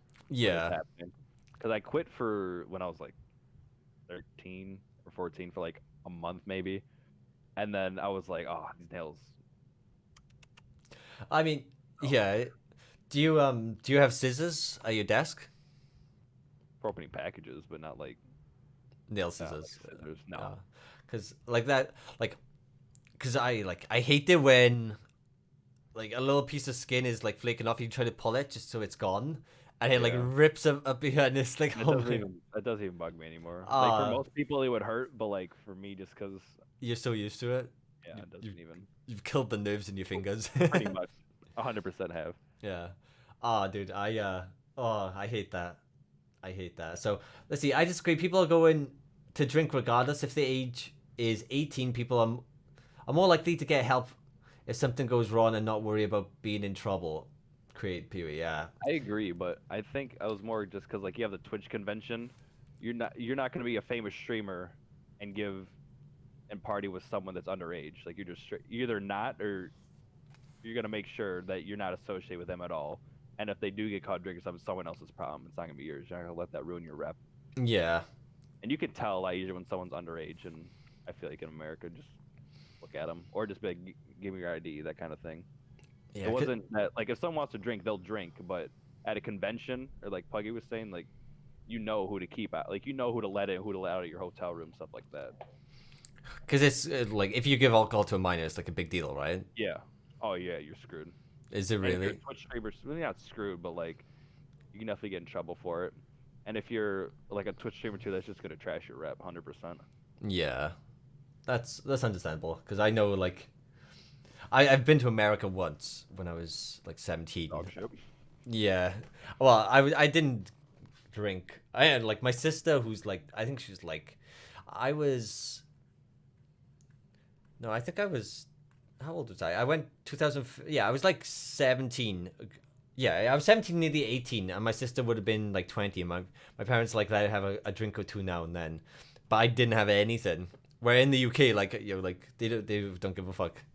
Um even if you get caught like I've seen like 15-year-olds get wasted and like the police got called because like they were so drunk that they were like passed out, like and the cops like just didn't give a fuck. They just want to make sure you're okay, Yeah. you don't die. Other than that, they just don't care. Fair. Um, but yeah, I with your nails, I would definitely say like just try to monitor that. It's like a coping mechanism. So I'm big right now on just like beating all my coping mechanisms. I don't want any like coping mechanisms. I still have like to an extent like I haven't got like perfect discipline. Like so I played a couple of games today when maybe like I wanted to go out to the shop or like down to like the shopping center, which is like like a 30-minute walk. Yeah. Um, but I didn't do that. Like so like that's the worst thing. Like other than that, I'm actually like doing a lot better. I'm eating a lot better. I'm doing the things that like I. A lot of it is doing things that you don't want to do, right? So for you, do you get like a little piece of skin or like you go to bite it, it's just annoying you? So if you didn't do that, would it like irritate you to, or do you To think, not get it. yeah, or do you think it's just a, Yeah. yeah, Not necessarily, but like if I can feel it, if it's the point where I can feel it, then yeah, yeah, I'll get rid of it. Like if I can, like if I just like rub it against my arm or something, I could feel the skin. Then I'll check, get rid of it. But it's not like I have OCD and I'm like this piece of skin's hanging chop chop. yeah? But I can imagine then as if you just left it, then the skin is gonna go back like even a bit rougher at first, and then that's gonna Yeah. drive you more insane. You're like, oh, Nah, it's not like that. I think it's just boredom. I think at this point it's just boredom and distraction. I, like I need it because X, Y, and Z. yeah. I guess one thing I do is I do. I like picking scabs or like do you know, like cuts? So you get like a scab. Yeah. I love picking scabs. I'm a bit of a fucker for doing that. Scabs, not so much. Like I had a cardboard cut on my finger, so like the skin, like the skin will kind of grow past the cut, like over to protect it. Yeah, yeah. Like I would get that sometimes. But Oh, I think that's just a nail biting thing. Not like if I have like a straight up like cut, like on my elbow, like if I fall and scrape my elbow, like I'm leaving that. Oh, okay. No, I already know. It's just I'm just gonna bleed. Like I don't need that. I So, like there's certain points where like actually, yeah, I pick them. Like if it starts to bleed, like normally not so much, but you can like if you do it in like stages, like because you yeah. like it'll stop bleeding like because it's small amounts. But oh wait, that someone's messaging me. Oh, okay, that's not a big question. Someone's messaging me in Healthy Gamer asking how to become a recovery coach. Ha, me as fuck, dude. Yeah, I mean you get that a lot, so I'm it's sure you. Yeah, 100%. Because eh, there's no indication on how to do it. If I was to go through and read like how to do it, it's just not there. yeah. So you have to ask someone that's already done it. And we're in the process of doing it. Like you get people messaging you like, "Hey, how do you become a recovery coach?" So I don't know if Cam knows this. So Cam, have you heard of Healthy Gamer and Dr. Alok Kanodia, who's like Dr. K is like everyone just calls him Dr. K. Isn't that how most people find you now, though? Or do people come here from like your previous following? I'm my previous following Okay. because there's no way that you would know I'm a streamer from Healthy Gamer. So You don't have it on the dashboard? no, You know, like the sidebar where you have the purple. You took the purple button off. yeah, Streamer mode. Oh, you did. yeah, Okay. and then I have my second account, which Yeah, yeah, that's not the sidebar though. Or if it is, got to be down by like the thousands of online members. yeah, exactly. So, but Yeah, my but if you didn't know the one that we talk with is my main account. That one's not Yeah. the one in the sidebar. Gotcha. So that one's been taken off as recovery coach, and then I have a second account which is recovery coach, which like let's Can see. you switch discords fast? Or you need Uh, like two clients? well, there's a couple of things. So I right now I'm logged into both of them. So I'm logged into the Discord application with my main account, and then I have the browser open for. Oh yeah, I forgot So I'm about logged that. into a browser. But then when I do sessions, like so yesterday and today, like it seems to bug with voice calls through the browser. So I log out Yeah. of the application, and then I have two-factor authenticator, which is really cool, right? Because if you log out of Discord application, it gives you a QR code, and you scan that in with your phone, which is logged in with my account, and I just hit login, and it does it. Oh, that's pretty sweet. That's I like really, that. yeah, that's really fucking sweet. Let's see. I've looked up Healthy after you mentioned him, Pee-wee. Pee-wee, most of the people I find is too dark. What? Your name is Pewee? It's Pee-wee. Really? Yeah, I just I'm. read it as Puggy because like Bugga. Yeah, well, it's. Oh, that's just NA, I think then. Well, it's Welsh, so it's the G is like kind of silent. But think of the name like Hugh Hefner. Yeah. So Okay. so Yeah, he yeah, yeah. it's like the G is silent, so it's like Pew, E. Because my surname is Pew. It's like that's a proper Welsh name. But yeah, it's Pewy, but everyone pronounces it wrong. Like at this point, everyone's like, "Oh, you should rebrand." Puggy? Yeah, you. Yeah. Oh, I mean, Yeah, Karen. just NA. Yeah, Sorry. I mean, you. I think most people don't know until they've heard Peewee. But I've got Pooey, Pugly, Puffy, Pushy, Puffy, Pug. Like this. All right. So No, it's Puggy or Pewee. I'm sorry. yeah, It's all the crap. Nah. they Oh, can't dude. read. I've had Poogie. As like everyone just says it differently, dude. It's really funny. Because I've gone to live events as you can imagine because I used to commentate or like I've gone to like StarCraft events, and people would be like, "Oh, like you StarCraft?" I'm like, "Yeah, I'm Pewy." I'd be like, people I've commented it like live event or like online in StarCraft 2 for like years, and I'd be like, "Oh yeah, like like it's cool to meet you," and they're like, "Oh, who are you?" I'm like, "Oh, it's Pewy," and they're like, my former account is Peewee Dude, right? So my Twitter Yeah. account is Peewee Dude. I used to be called Peewee Dude because Peewee was taken, and then Peewee was inactive. So I messaged Twitch and I said, "Hey, I want this account," and they give me Peewee, right? So I'm just Peewee now, which is really cool. But they'd be like, "Oh, who are you?" I'd be like, I'm Peewee." And they're like, "Who's that?" And I'm like, "Peewee." And like I remember once, like I showed them like my Twitter on my phone, and they're like, "Oh, like Puggy dudes, Puggy, yeah. Puggy dudes." Yeah, that'd be me 100%. I feel Yeah. like most people they say Pew, they think of like PEW, Yeah. like a laser. or Yeah. something. Exactly. Pew pew. That's essentially it. Let's see. Pew, I'm the only American to get your name correct first try. Yeah, it's really Yeah, rare. it had to have been you. I knew the I'm pronunciation. sure it wasn't me. Yeah, don't worry. And like there are people who get it who do get it first time. I knew the pronunciation because it's the same name as the footballer Mark Pew. Okay, that's yeah. If Yeah, you luck. like, That's it, luck. yeah, if you've seen the name Pew, like you know. Other than that, you're fine. But yeah, so if you don't know, anyways, Cam, so there's Healthy Gamer, which is run by Dr. Olo Kanodia. Then he's training. There were meant to be 25 people in the original like thing on the website. It's 25 people that they wanted. Then I think there were 12, and then a few people like have stopped showing up or like dropped out, and I think there's only like 10 people now. I think there might still be 12.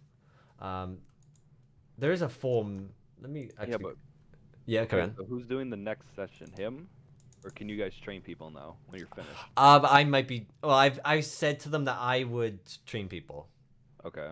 so it's hard to say because Yeah, I think it would depend. yeah. Uh, anyway, so like I'm one of those. I'm one of the coaches in training with Dr. K, which is cool because a lot of people will be like, "Oh shit, like you get to work with Dr. K," and I'm like, "Yeah, boy," which is a bit of a reputation. But as it stands, because I'm not trained yet, they don't want me to be too affiliated with them. Yeah. Which is understandable because it's one of those things. But I've said like, as time goes on, they'll like allow me to be more affiliated. So, like they might raid me if I'm streaming. Like they might raid me after a Dr. K stream. Which if he has like 7,000 people, like that's enough to like, even if like 1% of people hang around, that's like 70 people. 70, yeah. Yes, and it's probably going to be a bit higher than that. And like, so, but I mean, week number 1 of coaching, I had my first 2 clients today and yesterday. My second client today was really cool. I really enjoyed talking with him. And I feel like he's going to be a lot easier to talk to about these types of things because he doesn't have a huge amount of issues. But the first person was quite difficult. Without Humble scumbag. no. Oh, you said you did 2 people today. One yesterday and one today. Before me. Not on stream. Like this is I got this is like in private confidential Okay. through Healthy Gamer, you know. This Yeah. is like this is just fun and entertainment purposes. But that's actually like I have to record those in private and send the logs and everything. Can't stream them. I don't think Dr. K would want me to stream them because it's Not yet. yeah, Yeah. it's about them. Well, right now this is technically about you, but it's about like entertainment purposes as well. Yeah, I agree. Because obviously like being able to talk like this generally is like very general, but in private like it's about actually being able to make a difference in their lives. Yeah. But it's a little bit difficult. Or one of the is like I won't say that difficult. It's like it's a bit out of my expertise because he has like one of them has like a physical disability or disease that like really affects his physical health. So that's a bit of like I'm not like an actual doctor, you know. I can just talk about mental health. So like that's where we were going. I was talking about meditation, a lot of it. So. See, get Americans to pronounce Bournemouth is hilarious. So it's like a competition. You think I should get involved? No, it's Bournemouth. Bournemouth. What is? This is Bournemouth. Yeah, but it's Bournemouth. Why? British. Bruh. Fuck that. So that's a city in the United Kingdom, Bournemouth. That's like a. It literally spells mouth. What do you want me to read it as? Yeah, it's Bournemouth. That's that you stupid. I mean, yeah, but that's where his dad's from. So Cam is, I think he's English, but he moved to America because his mother's American or something. Yeah. But yeah, no, that's Bournemouth, which is at the very south end of England or the United Kingdom. But no, Healthy Gamer is a competition, so like, is that what you mean? Is Healthy Gamer a competition? No, Healthy Gamer is run by a doctor who interviews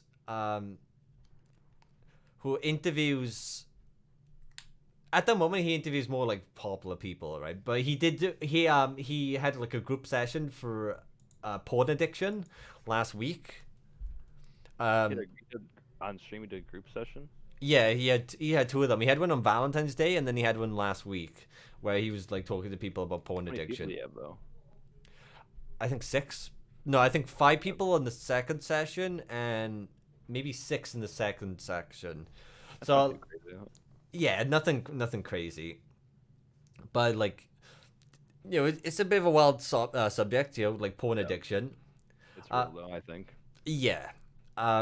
There's a few different aspects because like someone was talking to me about this before. They were talking about like motivation and stuff like that, and they were like, "Oh, like masturbating like helps with motivation, right?" And I was like, "No."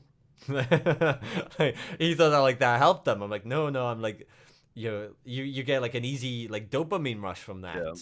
you know, um, and then you condition yourself to be like a lot hornier as well. So it's like something you have to be very careful of. I thought I just thought guys do it to de-stress. I mean, yeah, but that's like, And some people do it just to get off too, though. yeah. The thing is, if you do it to de-stress, you condition yourself then to whenever you get stressed to masturbate instead of dealing with your problems, right? Which can be a big thing because you can't do that all the time, right? Because like there's negative effects to doing it all the time, and then like you're gonna be a bit like hornier than usual all the time, and you might do that instead of dealing with your problems, right? Because it's Yeah. like you're conditioning yourself to do that instead of facing your problems or facing what is causing you to be stressed. So it's realistically actually a bad thing, even though yes, it does reduce stress in that like circumstance. But it's like you know, drugs reduce stress. So like you wouldn't recommend everyone do drugs. So it's like that aspect to it. Yeah, without going too off topic, but then but Dr. K had a session with like five people talking about it. It's really funny as well because he's getting like really, really like people are really putting him onto like a pedestal because people are like, oh my god, like it's Dr. K, I get to like talk with you, which is like really weird. But he's legit so cool, Yeah. and I think a big aspect is that like his holistic approach to everything. So he's all like, he's very big about like mind, body, and soul, and like that's really important. Like that's like the holistic approach to a human being, Yeah. because otherwise like in America, like we don't have this in the UK, but in America you have like prescribed medication on TV, Oh yeah. Someone in right? my chat just asked me about it. Well, not asked about it. I told them like opioids are a huge fucking issue. Yeah, and it's slightly an issue in the UK where like we take them in the UK, obviously, but you will have adverts for them. It's like, hey, like you want to take this, go to your doctors and ask them about it. Like we don't have adverts like that. And then you'll have an advert which is about a lawyer. It's like, hey, are you addicted to the medication on the last advert? It's like, hey, call me up. Yeah. Like we Been like diagnosed with mesothelioma. yeah, like you don't get that in the UK. Oh, that's the most classic, and that's the most NA like best Kai patient say is mesothelioma. Been diagnosed with mesothelioma. What is that? Don't I know. think I have no idea, but dude, every motherfucker in NA has seen a commercial about it, I promise you. Yeah, I know exactly what it is. I like that's just not something we have in the UK. That's mental, like. But I guess it could be like the fact that you have like health insurance and you have to pay for like all your stuff. Yeah, our healthcare is bad. Yeah, Bad. like without getting too into politics, because I look a little bit about politics, but because I'm more about psychology and like social effects, I care more about Individual. yeah, or looking at like how it affects society. Like Yeah. so I'm interested in that aspect.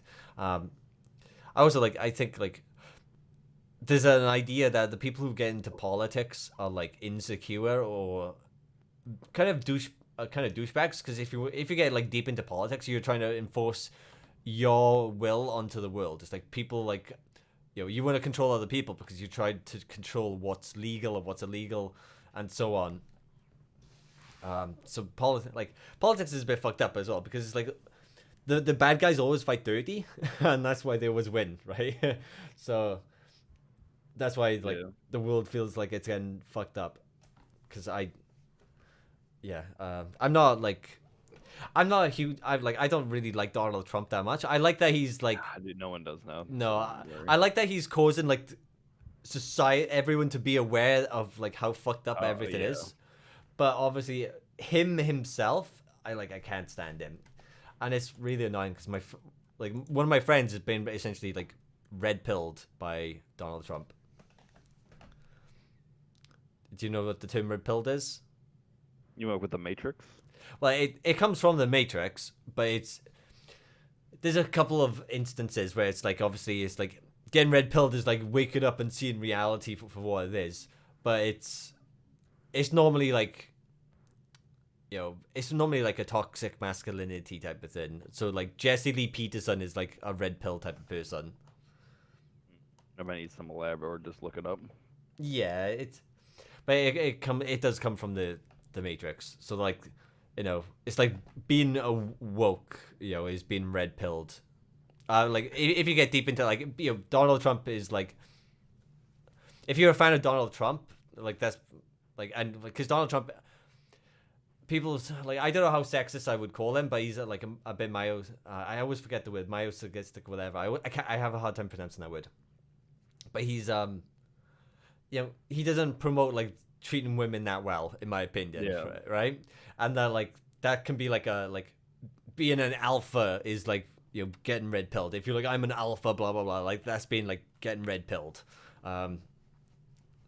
And it's normally called that by like people who are more like, central, like politics wise. I'm probably just on the left of being central, like Yeah. because if you're in the center of like, because being far right, it leads to like being a fucking Nazi, right? Like the Nazis were far right, and the far left, like they don't really do anything that awful. Like obviously the extreme versions like still do fucked up stuff. There's no moderate. Especially in America, it's so hard for a moderate to be a primary candidate because there are good ideas. I feel like from both sides, but you need to be if you're gonna support this side, you support everything on that side. Mm-hmm. And that's why it's just a horrible loop. Yeah, And then you just get bought out, because you don't have campaign money. yeah. Like, I don't know if you heard of like Mike Bloomberg. Yeah, the billionaire Dude, oligarch. like how are you supposed to compete with that when you have like he's worth like $80 billion? He just do whatever he wants with his campaign because he has the money for it. Yeah, because that's essentially like I only heard about him like maybe like this year, because he's technically like he's an oligarch. Is that how it's pronounced? Like I have strange pronunciations because I'm Welsh and dyslexic, but he's like he just like wants to buy control. Mini Mike, I'm British, so I don't know if Mini Mike is referring to Mike Bloomberg. I don't know. But someone in the chat. Maybe? I don't follow politics that much, honestly. Yeah. Bloomberg screwed up though. He's tanked in the polls and wasted $500 million. Yeah, I saw something. What was it? It was in Flint, Michigan, where they have the water crisis. Right, Yeah, he apparently has an office there. I found out yesterday. yeah, he has an office there, and it was like vote for Bloomberg, and over like the glass window where his poster is, someone said like, "Eat the rich," and like Mike Bloomberg's like campaign Twitter was like, "Wow, what a terrible fucking thing to happen." Like, and it's like, oh my god, like it's like, hey, like Flint, Michigan has like this fucking massive problem with water, and it's like, you're making it seem like covering a poster with a piece of paper saying "Eat the rich" is a bad thing. It's not even his fault though. No. It had nothing to do with it. Yeah, I like. People of Flint screwed them. Yeah, dude. I've like that's been going on since like 2014. Like, that's fucking crazy. Bad. That's like really fucking crazy. And like, even when like one or two of the witnesses got murdered, like obviously they probably got like assassinated, or someone who worked in like one of the like the water treatment plants got like killed. Yeah. It's like it's fucked up. There's all the money for infrastructure to replace the pipes. Hmm. So But yeah, I don't know if someone in the chat said when fart was poop volume 2. I like you're streaming as well, right? Great. Yes. Yeah. Okay. So I don't know if people are in your chat as well, but I know you've been handing out my chat. But yeah, someone called it When Fart Was Poop Volume 2. That's like a great name, but a bit of a weird name as well. Some other billionaire dropped out of the race yesterday. I don't know his name though. I don't know. Oh, I, it began with a B, like Bytebot or something. I don't know. I just need Bernie to pull up right now. Not gonna lie to you. Yeah. I like. Thing is, I don't know how much, like, without going into it, because like it's really not my thing. Like, I don't know how much of a how much socialism actually works. I think capitalism that's well regulated, and like, Yeah, but be honest, yeah, it's not well regulated. that's the thing. Like, a well regulated capitalistic system seems like it could be okay, but it's not well regulated. And as like, if you look at history, like in the last like 60 years the tax has gone down massively for companies like and stuff like that, and it's just like Yeah. the rich are just getting way richer. There's so many loopholes. Bernie's the only person that wants to like actually tax rich people, Mm. which is obviously what we need. Cause like Jeff Bezos, dude, CEO of Amazon, he paid fucking squat for taxes last year. Yeah. Cause like he would donate. I think one of the big things was he would donate to like some charity, which you can use that as like write off for your taxes, but it was owned by Amazon. So like it just looped back into him. Like Yeah, I don't know. yeah, like that's something that a lot of people say. Oh, socialism, you tax the rich, they're all gonna leave. It's like they don't fucking pay their taxes anyway. What does it matter if they leave? No. They're just doing it. But see, he's kind of a Democrat in name only. Yeah, he used to be a Republican or something, from what I read. I'm guessing like the person in the chat is on about Bloomberg. His prior experience as mayor of Newark, he was a Republican. He made his whole business and fortune as a Republican, and benefited on conservative policies, and now he's running as a Democrat. Kind of sus, yeah. I read that. And then didn't Donald Trump used to be a bit of a Democrat, and now he went to like become a Republican because like that's how he'd get the presidency. I read something about that. It's kind of sad that I actually might know a little bit more about like U.S. politics than the UK, but US, that's I feel like US probably a bigger deal besides Brexit. essentially. NA. Essentially, and I think because of the industry I work in, or like I spend a lot of time on the internet. Yeah. Reddit and stuff like that is like US based, like, so there's a lot more information that you see, and because I have like a really phenomenal memory. I have like an outstandingly good memory, so I remember things. So yeah. Yeah. Capitalist economy with a big social system at its foundations. That's where it's at. Donnie was a Democrat for the social clout. Yeah, he's definitely a Republican. Fair enough. What do you all think about this fucking, like, my friend who's like been red pilled, and like he loves Jesse Lee Peterson, right? Like, actually, he's always like, oh, you should watch Jesse Lee Peterson. He'll fix your life. Like, watch him. He'll help you overcome your problems. And as he's watched Jesse Lee Peterson, his life is just gotten worse and worse and worse, right? Like, my friend's life, he lives in like a house with a few other people. He was living with us because he moved out of his house with his girlfriend. He was living with his girlfriend's father, and he was like, he couldn't stop smoking weed, and he got another girl pregnant, and she reported him to his employer for smoking weed, and he worked in security, so that means he would get drug tested. Yeah. And he couldn't quit smoking weed, so he got fired. And they even give it, like, someone who worked there was like, hey, like, you've been reported for smoking weed, just like, quit and do your drug test and then just smoke it again. But he couldn't do that. We offered him, he used to live to live with us, because my parents are disabled, so I'm a carer for them, technically speaking. We offered him like £30 a week, which is like $38 a month, a week. Like 130. Yeah, Sure. it's really like nothing. And he was so low on money. My mom offered him, what was it? What was it? I think it was like £25 a week or something to walk the dogs, right? Okay. So that means all he had to pay was £5 a week to live with us, and he still couldn't live with that, right? So he ended up moving out, and now he lives in a shared place.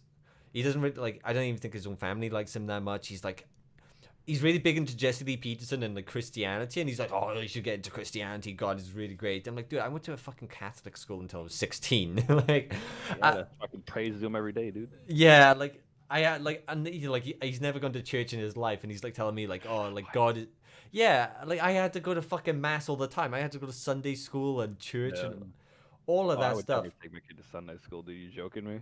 Yeah, and then like because the school I went to, I had to go to Sunday school to get in, like it was that big of a deal because it was like what? That's so silly, dude. yeah, you had to be like you had to get like letters or referrals from your church and stuff to go to the school, and I can remember being like maybe like 13, and having evolution not forced, creationism forced on me, right? So I can remember like they were like, oh, so they like people think evolution exists, and like but obviously we know that God created the world in 7 days, and it's like why do you think they do this?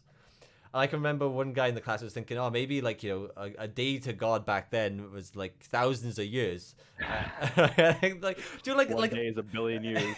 yeah. And I can literally remember like being brainwashed by all this shit. And I've left that. I like Buddhism, pantheism, and spirituality, right? And I've like created my own viewpoint of like the world and the universe and like why we exist, right? And he's like you should get into Jesse Lee Peterson, dude. Like he'll change your life. And all that Jesse Lee Peterson's done is just turned him against women. All he does is just slag women off. Slag is like just talk shit about women this, women that, like if he's driving down the road and sees like someone turn without indicator, he's like, I bet that's a woman driver. But then all he does is go out and like have relationships with women, right? So he just can't be alone. And now he like lives in a shared apartment, I think, or house with like 3 or 4 other people, and like no one wants to be around him. And like I think he had a second kid. Last I know, the kid is about 15 months old, and he's seen it once. Like, and then yeah, like I said, he tries to get me into religion. I'm just like, nope. Like I know all about it. Nope. God. So it's like it's annoying because like Donald Trump like was like his way into being red pilled. So, yeah, that's like it's kind of funny as well because I don't know if your mic is muted. Yeah, yeah, because like not that you were talking, but like you hear like that little staticky noise when it's not muted. But oh, what was I gonna say? Oh yeah, like he went a bit off the deep end as well because he used to think like, have you heard about like all the conspiracy theories? Oh, that's what I was going to talk about, like Jeff Epstein, like that all like Jeff Epstein. Oh yeah, I think he killed himself. I mean, that's obvious. Like that's like, but because he's new to this, like he's like, oh my god, he's been losing his mind and getting into conspiracy theories. He's like, fucking Hitler's still alive down in Argentina. Like there's all of this, all of that. I'm like, oh my fucking god. But I can remember speaking with that guy who was on stream before, Real Scumbag. Mm-hmm. Because loads of people watch Jesse Lee Peterson to like take the piss out of it, and like most people actually don't realize like Jesse Lee Peterson actually has like real fans who like eat up everything that he says. Like think of him as like a fucking really intelligent human being, and like that. Like one of my friends is like that. Like he's like genuinely like fucking like loves like he's bought books and stuff. Yeah. Have you watched much of Jesse Lee Peterson? No. When you say Pierce, I keep thinking of Jordan Pierce every time you say his name, but do you know who I'm on about? Not really. Oh, dude, I need to start looking him up now because he sounds like a lunatic. Yeah, you might have seen him posted places. He's on the Discord now. Say again. On the Discord now, I've never heard of him. He's got like a popular YouTube. So wait, that's weird.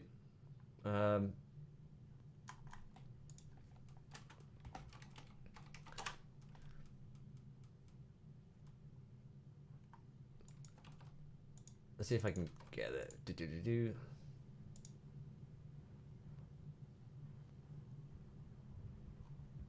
So, do you know who Destiny is? The streamer Destiny?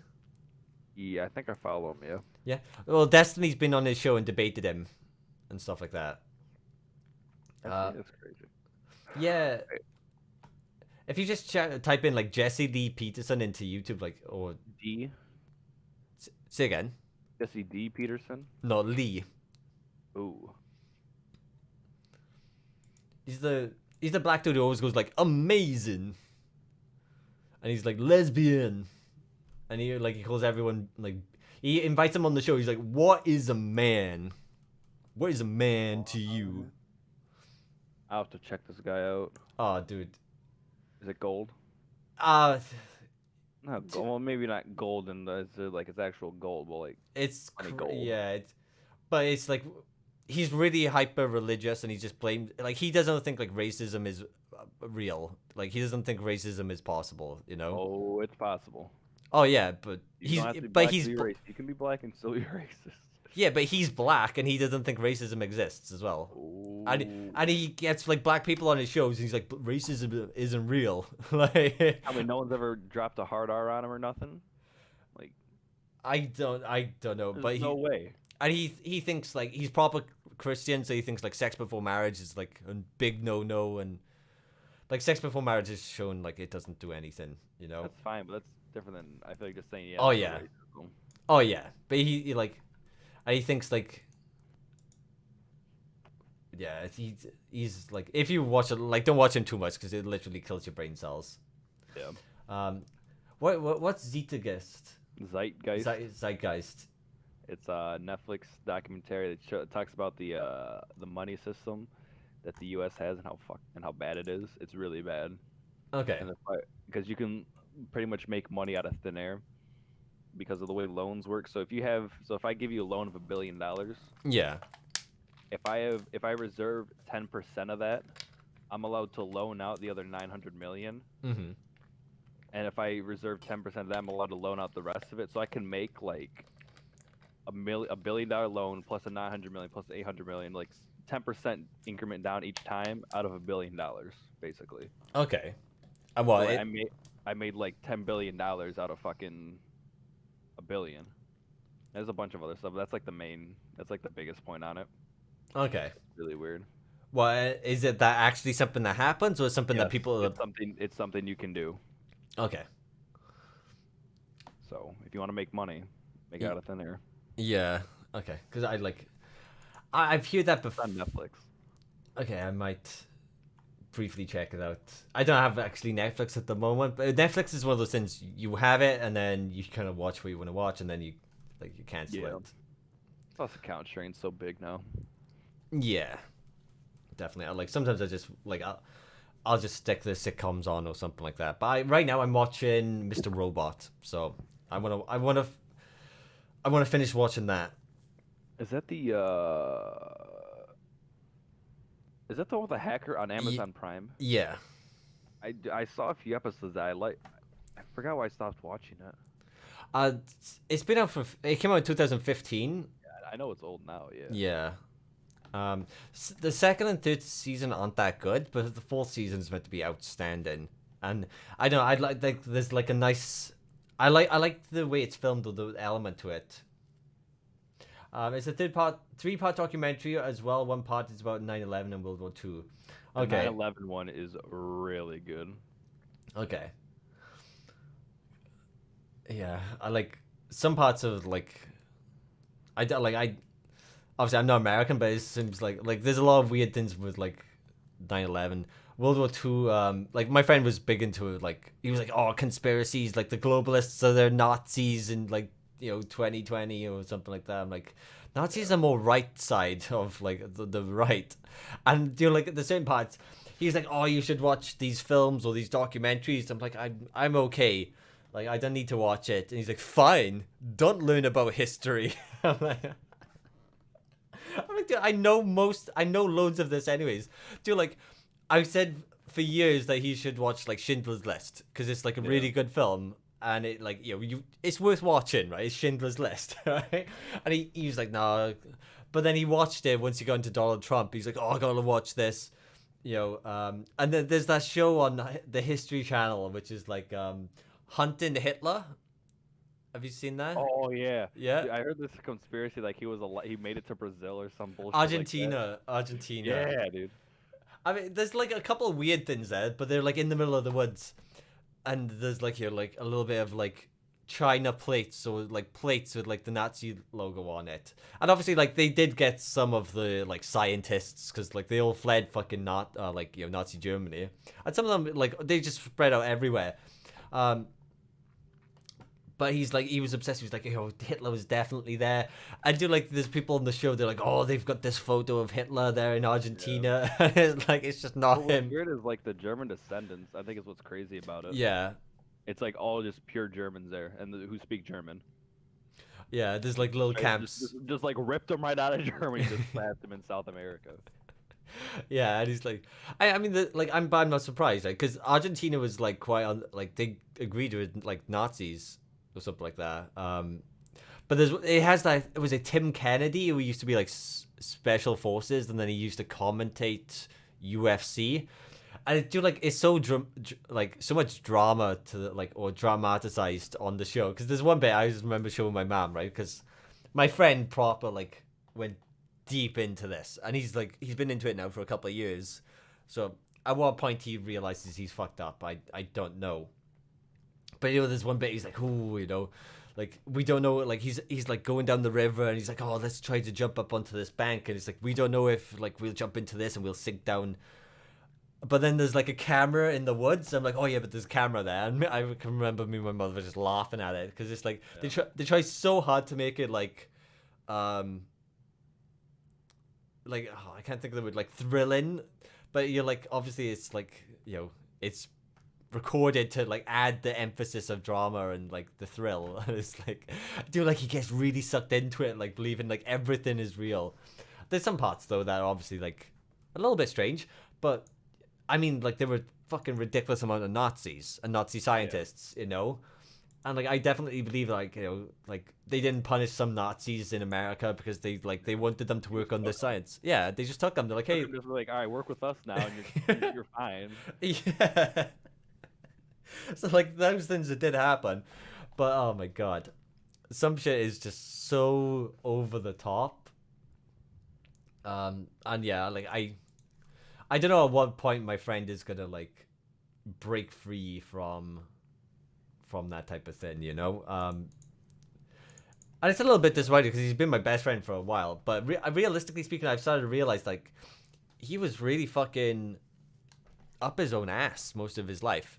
So like for example, a good example is what was it? He was in a relationship with a girl, and he told all his friends that he broke up with her because he went to somewhere called Magaluf, where you go there to get wasted. It's in Spain. You go there to get wasted, and like its nickname is Shagaloof, right? Because you go there to like just shag everything you can and drink, cool. Right? Like we're British. That's all we do is get drunk and shag each other, right? And he didn't break up with her, and he told her that he wasn't going to sleep with anyone else, right? So like we're like, hey, like, so he got caught out in that lie, and then he broke up with her, and she like begged him, like, this is what he said, like I realize now he might have been fucking lying, who knows, but he's like, oh, like she begged me to stay with her and I felt too guilty, so I stayed with her. And I'm like, okay, like, I know. And then he continued to cheat on her for like another year, right? And like really, really, really, really fucked her mental health up. And then like they were like, going out for like another year and a half or whatever. And she called him he would blame it on other people essentially. But then he went out one night, had a one night stand with another girl, like vanished for 2 days, and then broke up with that girl and had a relationship with that girl, the new girl. And I know, and then that's the one he like had a relationship with for like 8 years, had a child with her, and just like coasted through his entire life until he was like fucking like 27 or something. And then he moved out like as he started getting big into Donald Trump as he's like started to disconnect from her, and then as soon as he moved in with us, he left her, moved in with us. Within like a month or so, he was like shagging another girl, and that's the one he ended up getting pregnant. And they like had such a fucking toxic relationship. I want she What she the hell, dude? I know she was So really wild. I know she was really abusive as well, right? She didn't seem that bad, but he like I think she thought he was cheating on her because he would never want to go out to have food in places and like restaurants, but he didn't have much money. So, but he had too much pride to not he had too much pride where he didn't want to tell her like I don't have much money, you know. So he was lying to her to an extent, or like hiding stuff, and then like you can't blame someone for thinking like something else if you're lying to them, you know, like it's somewhat fair. But he got her pregnant, and one bit like I saw a text from her once. She was like, "Oh, like I hope you kill yourself over me. That would make me so proud." Like that's something that she said to him, and then she said it was like it's not your baby, and like she fucked his head up even more. And then he got sucked into Jesse Lee Peterson, who like all he does is just blame women. I think he's like probably developed like I think he's probably become like a paranoid schizophrenic because all he can do is like connect the dots between how abusive women are. Like he just Yeah. and that's it. Do you know like if you're really hyper paranoid, you can connect the dots between like how You can people have might whatever you want. exactly. Dude, that's what that guy who I messaged you about. That was like I was so frustrated talking to him. That's what he did. He connected so many dots. He was like, because what did was we were talking about focusing and like schoolwork. Mm-hmm. And he was saying that autistic people, some of them are hyper focused, like how some of them like will only like trains, and like so they'll be like, oh, he would try to argue like they're hyper focused about trains, and if you want to increase your focus, just be slightly autistic. Oh And my we were all just like, no, like no one's trying to promote that at all. It was ridiculous. But like I see what you're saying, like he just drew. It was the line was so thin. It was like, yeah, you could say that, but you might as well just be able to connect anything at that point. exactly. Like people are like yeah. It was so frustrating just to talk to him. Oh god, that must be painful. There's I don't know if you've seen the video. I can link it to you. It's about it's the video on BuzzFeed about that guy who jumped off the Golden Gate Bridge. Have you seen that video? It's a really I touch BuzzFeed. say again I don't touch BuzzFeed. about Swede. No, BuzzFeed. Oh, BuzzFeed. Oh, I thought you said about Swede then. I mean, BuzzFeed does some decent stuff, but it's the guy who jumped off the Golden Gate Bridge and survived, and there's like only like 1% of people do it. But He it lived? yeah he lived. There's only Yeah. there's like I think there were He lived, 18 though. there were 18 survivors who've jumped off the Golden Gate Bridge and survived. Yeah, but he had to broke a bunch of stuff. Oh yeah, But he lived. but he lived, yeah. But if you go into BuzzFeed, it's like I jumped off the Golden Gate Bridge and I survived, and it's like he talks about a few things. He's like, he had like psychosis and like probably like like massively deep paranoia that like everyone was out to get him, no one liked him, everyone was like just like out to ruin his life. And it's just like you can connect the dots so easily if that's what you focus on, and I think like it doesn't just develop, it starts like in certain other people, like obviously like it could start much younger, but it can still happen. Like he smokes loads of weed, my friend, so like that does give a higher predisposition to a mental health disorder. So I think that's where he is. But if you watch the video, it's like really, really fascinating because he's like, he says like, as soon as he jumped off the bridge, because he apparently like some people like climb over and just then fall off, but he like run and like leaped like like it was a hurdle. He just like catapulted himself off, and he said like the second that he done it, like the moment that you were in free fall, that you can't like reach and grab it back. Around, yeah. Everyone, like he said, and every other person who's also survived, because there's like it has less than like there's like 2,000 people who have jumped and 17 people have survived. He said like every single one who's done it the moment that they let go, they regretted it. Like Yeah. like when they were in free fall, they're like, fuck, like this is like I could have actually solve my problems. Like every single person has done it, and it's a really good video. It's obviously like a little bit like deep and sad, Yeah. but if you haven't seen it, it's like I know it's BuzzFeed, like and BuzzFeed is And most people just assume it's like BuzzFeed in NA is almost approaching like the Onion. Mm. Like people are just like, all right, it's on my feed. They've done a couple of good videos on suicide. They used to be good, but they've also done like, I remember they did this whole thing with like Jennifer Lawrence's pictures Oh yeah. and like how you're trashy if you look at them, but then like they were supporting it as well. Like you just wrote like completely different oppositions, like viewpoints on the same thing. Yeah, they do that with the Olympics or something, where it's like, hey, like stop perving on like beach ball women, Yeah. in things. But then they did an article that's like, men's swimmers top 10 bulges or something like that. Yeah. Like, Yeah, pretty much that. Like, what do you want me to do? Like, who do you? Like, I get you're trying to suit for everyone, but like, it's fucking it's. I've seen that. I think these videos are like a little bit older. I know that they're at least like 5 years old. okay, yeah, it's old school BuzzFeed. But yeah, it's really worth checking out. So it's like I jumped off the Golden Gate Bridge and survived, and I think he was the 18th survivor. I think, or he mentioned 17 other survivors. So I don't know if like by the time he had jumped off and by the time it had like the video was made that there were more people, so it accumulated to 17. But yeah, that was a really good video. Because I remember watching that when I was like I had like my really bad drinking habit. And I can remember sharing it with someone who her father killed himself. Yeah. And then there's another video about dealing with like suicide as well, which it's something that like obviously it's a really touchy subject to talk about suicide.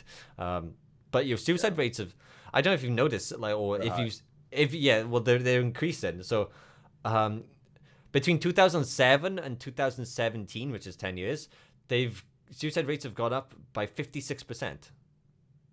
Well, what was the number though? I don't know the exact number. But see, that's the problem. You're making 56. That's what's like. It's not a skewed statistic, but it's I think like a statistic to eye pop you. Like if I ask 3 people, or like if I ask like 10 people, or like like the Colgate shit, like 9 out of 10 recommend this. You can be like instead of 9 out of 10, you can say 90%. 90% sounds way worse than only 9 out of 10. Yeah. Like if 10 people committed suicide, and then 56%, that's only 15, 16 people. Mm-hmm. But it sounds way worse because it's 56%. Yeah. So, I mean, I don't know the exact statistics. I know like that's the only problem with that is that's what they do. Yeah, but I mean, like when you're talking about like half, like the amount of people who committed suicide has gone up by half, which is like a little. Yeah, it's still bad. It's still a little bit terrible. In 10 years' time as well. Yeah. I'm sorry. I was planning to go to bed early, but I'm nervous about waking up to the election results tomorrow. Yeah, there's something about vote today or tomorrow. It's a primary election. In what throughout the entire country or in a couple states? Primary election basically determines the candidates that we're gonna have run for presidency. Oh, okay. So it could be like for the left, that's gonna be like Elizabeth Warren or Sanders. It's probably gonna be Sanders. Cool. At least for people my age, they're probably voting Sanders, unless they just want to be, unless they're right and just go Trump. Yeah. But the right aren't really going to make much of a difference because it's like Trump. Yeah. Like it's Trump or nothing, right? Or is it going to? I think so. Yeah. I could be wrong though. I don't follow it. Yeah. Barely. That's fair enough. Well, Snadergy, like, well, you're gonna have to go to bed at some point, but yeah, it's. And then I just go to bed, bro. Even it's not Christmas. I can tell you, it's nothing like Christmas. I mean, either way, you're gonna wake up, shit's gonna hit the fan. It's Super Tuesday, it's a big deal. Okay, I don't really know what that means as a Brit. I don't either. I can lie to you. Dude, you know what fucking sucks? So because you're talking about this, like I had one of my middle school friends actually commit suicide like 4 days ago, dude. Ooh. Yeah, dude. I know. I'm sorry to hear it. Dude, it's fine. But yeah. It's not fine, but like I know what you're saying. Like it's going up. It's there's a number of reasons that's going up. Doctor. Yeah. Why I did it though. Yeah. I think there's like I know Dr. K said like our or the generation or like your generation is like a bit more disillusioned because it's like inflation is going up higher or at a faster rate than um the Yeah. like the people that get paid or like Right. which is like a bit terrifying. Um but then there's also I think like the internet I think is making a little bit of a weird thing because it's like connecting groups who are in echo chambers as well. And then I think like this might sound weird, but I think like religion does have a part of it. So I think like yeah, I think like not in terms of like I think it's more like I think I'm not a big fan of atheism. I understand atheism, but I feel like atheism can make people very nihilistic, and it's like nothing Yeah. matters, right? And it's That I can buy. Yeah. and then when you look across the internet, even though the world might be more safer and stuff like that, but you can see how fucked up the world is because like we have mass media now. I mean, you can see Yeah. everything that's going on. Even though you had TV and all of that for the last amount, you can actually see it in like instant now about like how like wars or Yeah. Syria and like people. Anything really. Yeah, and I think like there's disillusioning or causing a lot more disillusionment for individuals like on a massive scale, and it's really weird. I think atheism like is Yeah. a little bit. I like atheism isn't as bad as like I think in terms of belief systems as bad as like being like a zealot in religion. But if you like think like atheism like God doesn't exist, nothing matters, blah blah blah, like what's the point of all of this? I think you're gonna be much more prone to like committing suicide, whereas like suicide is like really bad in religion. It's a sin, you know? So I think like that could have a part of it. And like that's the one reason why I'm like big in promoting like spirituality. Spirituality is just like believe whatever the fuck you want, you know? Just make up your Yeah. own god. Like this, That's kind of how I was in high school. yeah. Growing up, because I never went to church, like ever. The only time I went to church was like because someone got married or someone had a funeral. Mm-hmm. So, not like because I like Sunday church. That was we just didn't go. Yeah. So I grew up never God. having like God in my house or whatever. My parents believed in it, but they weren't like, "That's fucking believe in God" or some crazy shit like that. Mm. So like, because I went through because I think what you're talking about with atheism leading to nihilism is like okay because I was a pretty like math heavy person. Mm-hmm. And so like saying that like yeah some because since I never had anything to go off of like being raised like before school, I was open to like evolution and all that. So like okay, this Big Bang like this makes sense. It makes way more sense than some dude just making it all up, right? Mm-hmm. So I was able to buy in that a lot more, but then I can see how it can lead into okay, so now this, but then what's the point? I get the connection, but I don't think it's that. I don't think it will just make someone like do suicide. I could. For me, that's not the case though. I guess Yeah. that's what I'm trying to say. I think like it could be certain aspects of where if you've lived like a really shit life and Yeah. like suffered a lot and you don't have that much meaning, your parents were abusive or like caused loads of trauma or like they were drug addicts or you just like everything like you never knew what like happiness was, right? Because some people just don't actually get that like experience. That I can understand, but I don't think it'll just instantly be. Oh, I'm an atheist. Yeah. I'm a nihilist. Yeah, but I mean, like, if then they learn about like atheism or like they think like God doesn't exist, and it's like obviously God doesn't exist because life is shit. Because like if you look at religion, if you come from a shit life and you did nothing wrong to like have that shit life, and it's like oh like God loves you, God raised you or like created you in His image, you're gonna be like that's fucking stupid. Like it just wouldn't make sense. And then atheism would be like not so much atheism like itself because there's nothing wrong with it in that sense, but it's like you're gonna have a hard time thinking that like you deserve to be happy if Yeah. you're surrounded by like atheism to an extent because like you're gonna look at religion or Christianity but like that's clearly fucking bullshit because that's like not what applied to me. Like, because like Christianity is so stupid in that sense. It's like God created you in His image. Then why does evil exist? You know? Why do you do something? Why do you make us all go through shit? Yeah, exactly. Until the end. And it like it's so stupid. So I can see why like things like I think spirituality is like a good sense where it's like like it offers a whole spectrum of like the psychology where it's like if you didn't have something bad happen to you, you wouldn't understand what it meant to have something good happen to you. And that's I feel like that's much more like a spiritualistic type of viewpoint, or like even psychology or philosophical. But then I think like atheism doesn't offer that spectrum to an extent. It's just like nothing matters. Yeah. If you come from a point where nothing matters, atheism isn't gonna give you something that matters.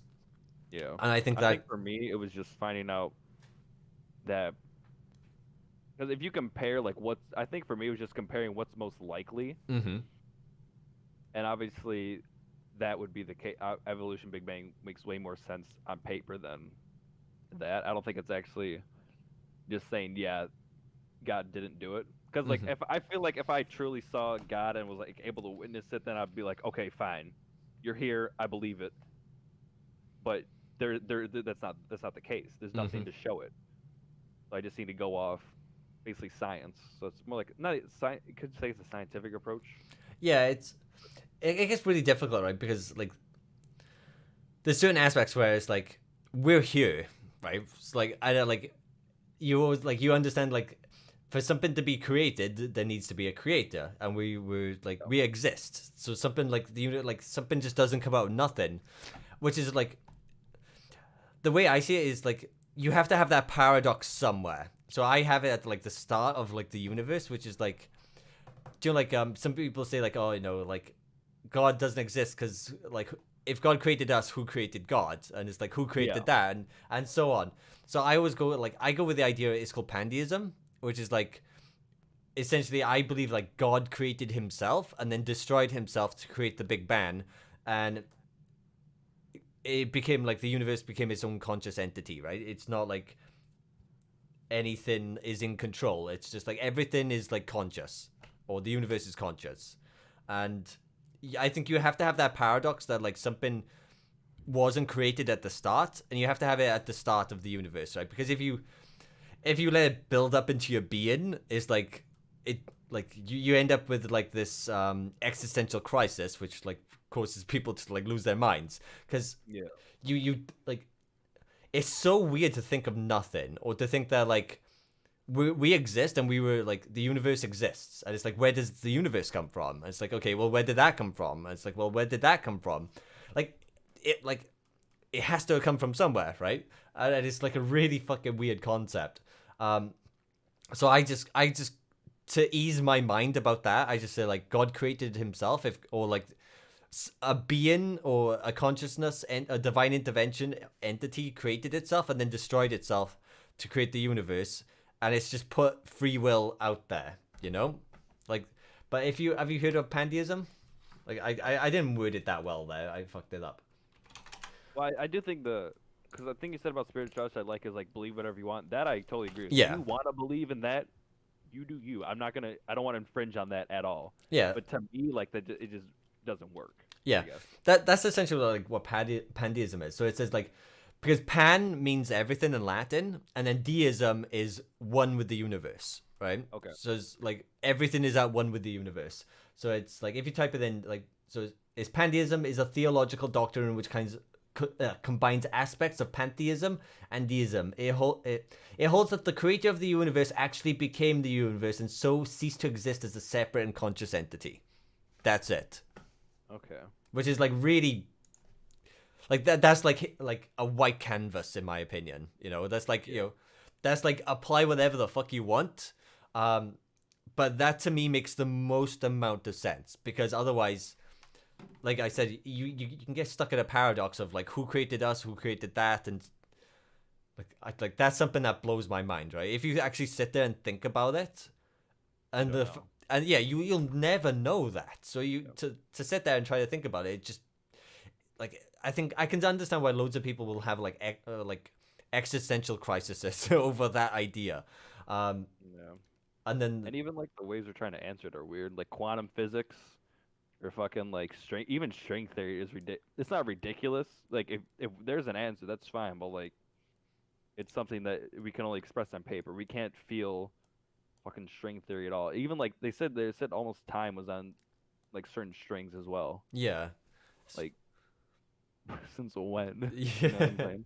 yeah. Like what created that? And so it's fucking mental. It's I think it's like I love this type of thing, but obviously I'm quite I'm fine with existentialism. Like some people have a lot of issues with it. Yeah. But this is why I think like I'm also like quite good, or I'd be quite good at theory. In theory, being a mental health professional, because like I've dived down all these like rabbit holes. Like, cause I was raised as a strict Catholic, right? So I've Yeah. done that. I've done Buddhism. I've done spirituality, pantheism. You know, I've got tarot cards. I know loads about astrology and stuff like that. I've because some people would think like astrology is real, and it's like they've gone down a rabbit hole, and they've gone so far into that rabbit hole where they like believe that's real, right? And it's like Yeah. you got to try and like you have like that's like not reality based, you know.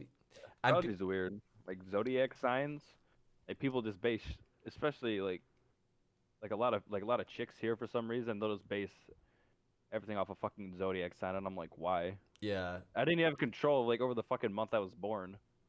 You know what I'm saying? yeah. If you get deep into spirituality, they believe like in reincarnation, so reincarnated, blah blah blah. But I don't believe like it's weird because like there's like loads of people are big into astrology. So do you know what your sign is? I was Sagittarius because I was born in November. Okay. 'Cause I'm November, but I'm early November, so I'm a Scorpio. And then like, Yeah. but some people like you get through it like because originally astrology was created as a calendar, right? Yeah, that's what I'm saying. Now we're Yeah, just attaching to personalities and like yeah, relationship connections and yeah. And it's mental because it's like it's actually like deeply rooted in the mythology as well. Like the original astrology, because obviously like back in the day. You know, like you had like the ancient Greeks who would sit on the hill. They didn't have that much to do, so they just looked at the stars, right? And then they'd notice like the fastest planet around, you know, it's the fastest planet around the sun. But they back then thought everything was geocentric, right? So yeah, I thought the Earth was the center and shit. exactly. So it like they noticed that Earth was like at the center, and then like Mercury was the fastest planet around the view. So they named that Mercury. Like Mercury is the Mercury is the Roman god of communication. Which if you translate that to Greek mythology, that's Hermes.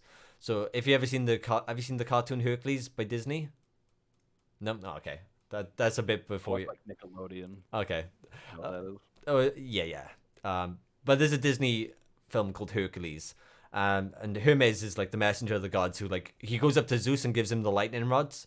Um, like if you know a bit about mythology, so Zeus is like god of thunder, right? Yeah. And and yeah, so like that's Mercury. But that was like they used that as a way to tell time. Um, Okay.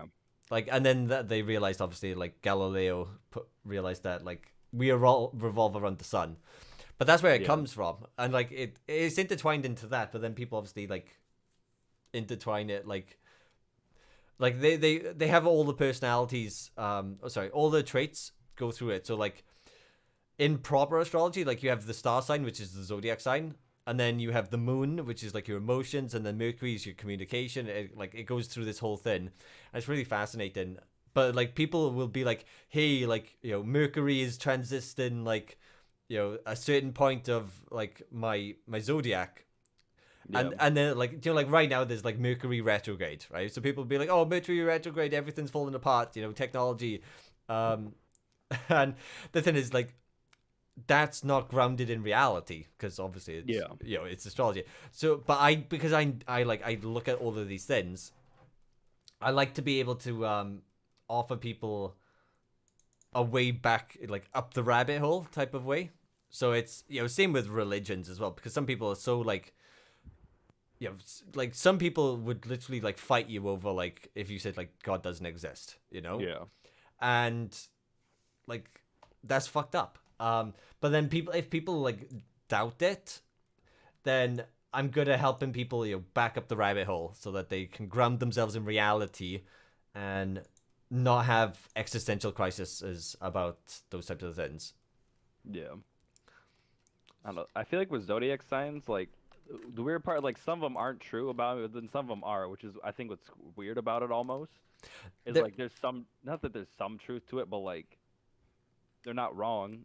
Like my girlfriend sent me this meme. It was like apologize like a Sagittarius. And it was like some shit I would say, and I was like, well, shit.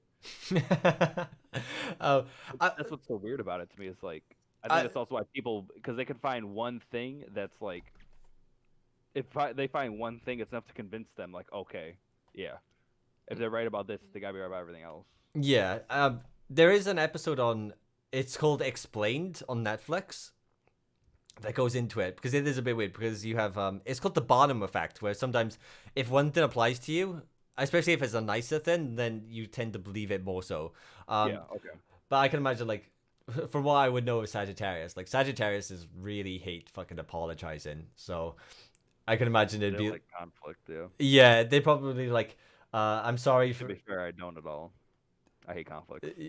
yeah, and they kind of like say exactly what they feel. So it'd be like I can imagine things like that. But it's pretty cool because there's 12 signs, and then there's 12 archetypes. So you can sort of more like there's always like 12 if you notice. Like Tesla talks about 3, 6, and 9, but he didn't talk about 12. And I feel it's interesting because there's 12 archetypes, 12 zodiacs, 12 months of the year. There were 12 disciples. Obviously 3, 6, and 9 and 12 is also a pattern there. And they're like, for example, I'm a Scorpio, and they say Scorpios are obsessed with like death and stuff, and like Yeah. darker stuff. And I'm like, damn, I like that shit. I like deep, deep, deep shit. Like it says I'm impatient, which isn't the case like at all. Yeah, Sagittarius is meant to be hyper impatient. Yeah. Like can wait. Yeah, but then if you get like into it deeply, they'd be like, oh well, what sign is your moon in? Because if that's in a patient sign, then you know, like it gets to the point where it goes so deep like that you can make So, anything up out of it. Yeah, Yeah. it goes really really deep. But how long do you want to go for? Because it's you said the latest. 5:30 now, Yeah. and I've been really needing to use the restroom like the past 25 minutes. Okay. 'Cause Well, I if, drank the whole I drank the whole water bottle. okay. I like to do that and shower and then just roll out. Yeah. Well, if you want, I'm pretty happy ending it here. We can have another session as well. Yeah, when Uh, it really comes down to your schedule. I don't know how many people you're gonna interview like during the week and all that, and your schedule's busier than mine. So Yeah. Well, we can talk about it more because it took us like nearly like a week and a half to 2 weeks to just organize this. But I feel like I'm getting a better schedule because I want to go live at 8 o'clock at the latest. But I also want to reach more European people because there's some people who are Yeah. like a couple hours ahead of me and like 8 o'clock. There's like one guy. yeah. Yeah. So like tomorrow I'm gonna try and aim for 4 o'clock. And Your then time. yeah, and that's just Not too gonna bad. be me streaming. But like maybe I'll upgrade and get like a whereby with more slots. You can go up to 12 slots. And then maybe we'll have one because we had you, Cam, and Baron Reaper went like talking about like programming. But the thing is Mhm. like because I'm deep into like psychology and mental health. I don't know how many people would really want to watch a podcast about like programming, but Right. it's something that like I'm very happy to like increase my knowledge on everything I can. Yeah. And as a mental like as someone who wants to be a mental health professional, if there's someone who's big into programming, then I can talk to them about that, and give them a little bit more advice. So it offers me some expertise as well. Honestly, I would keep a list of like certain people you could reach out with certain topics. Like for programming, you could write me, Cam, and whoever else.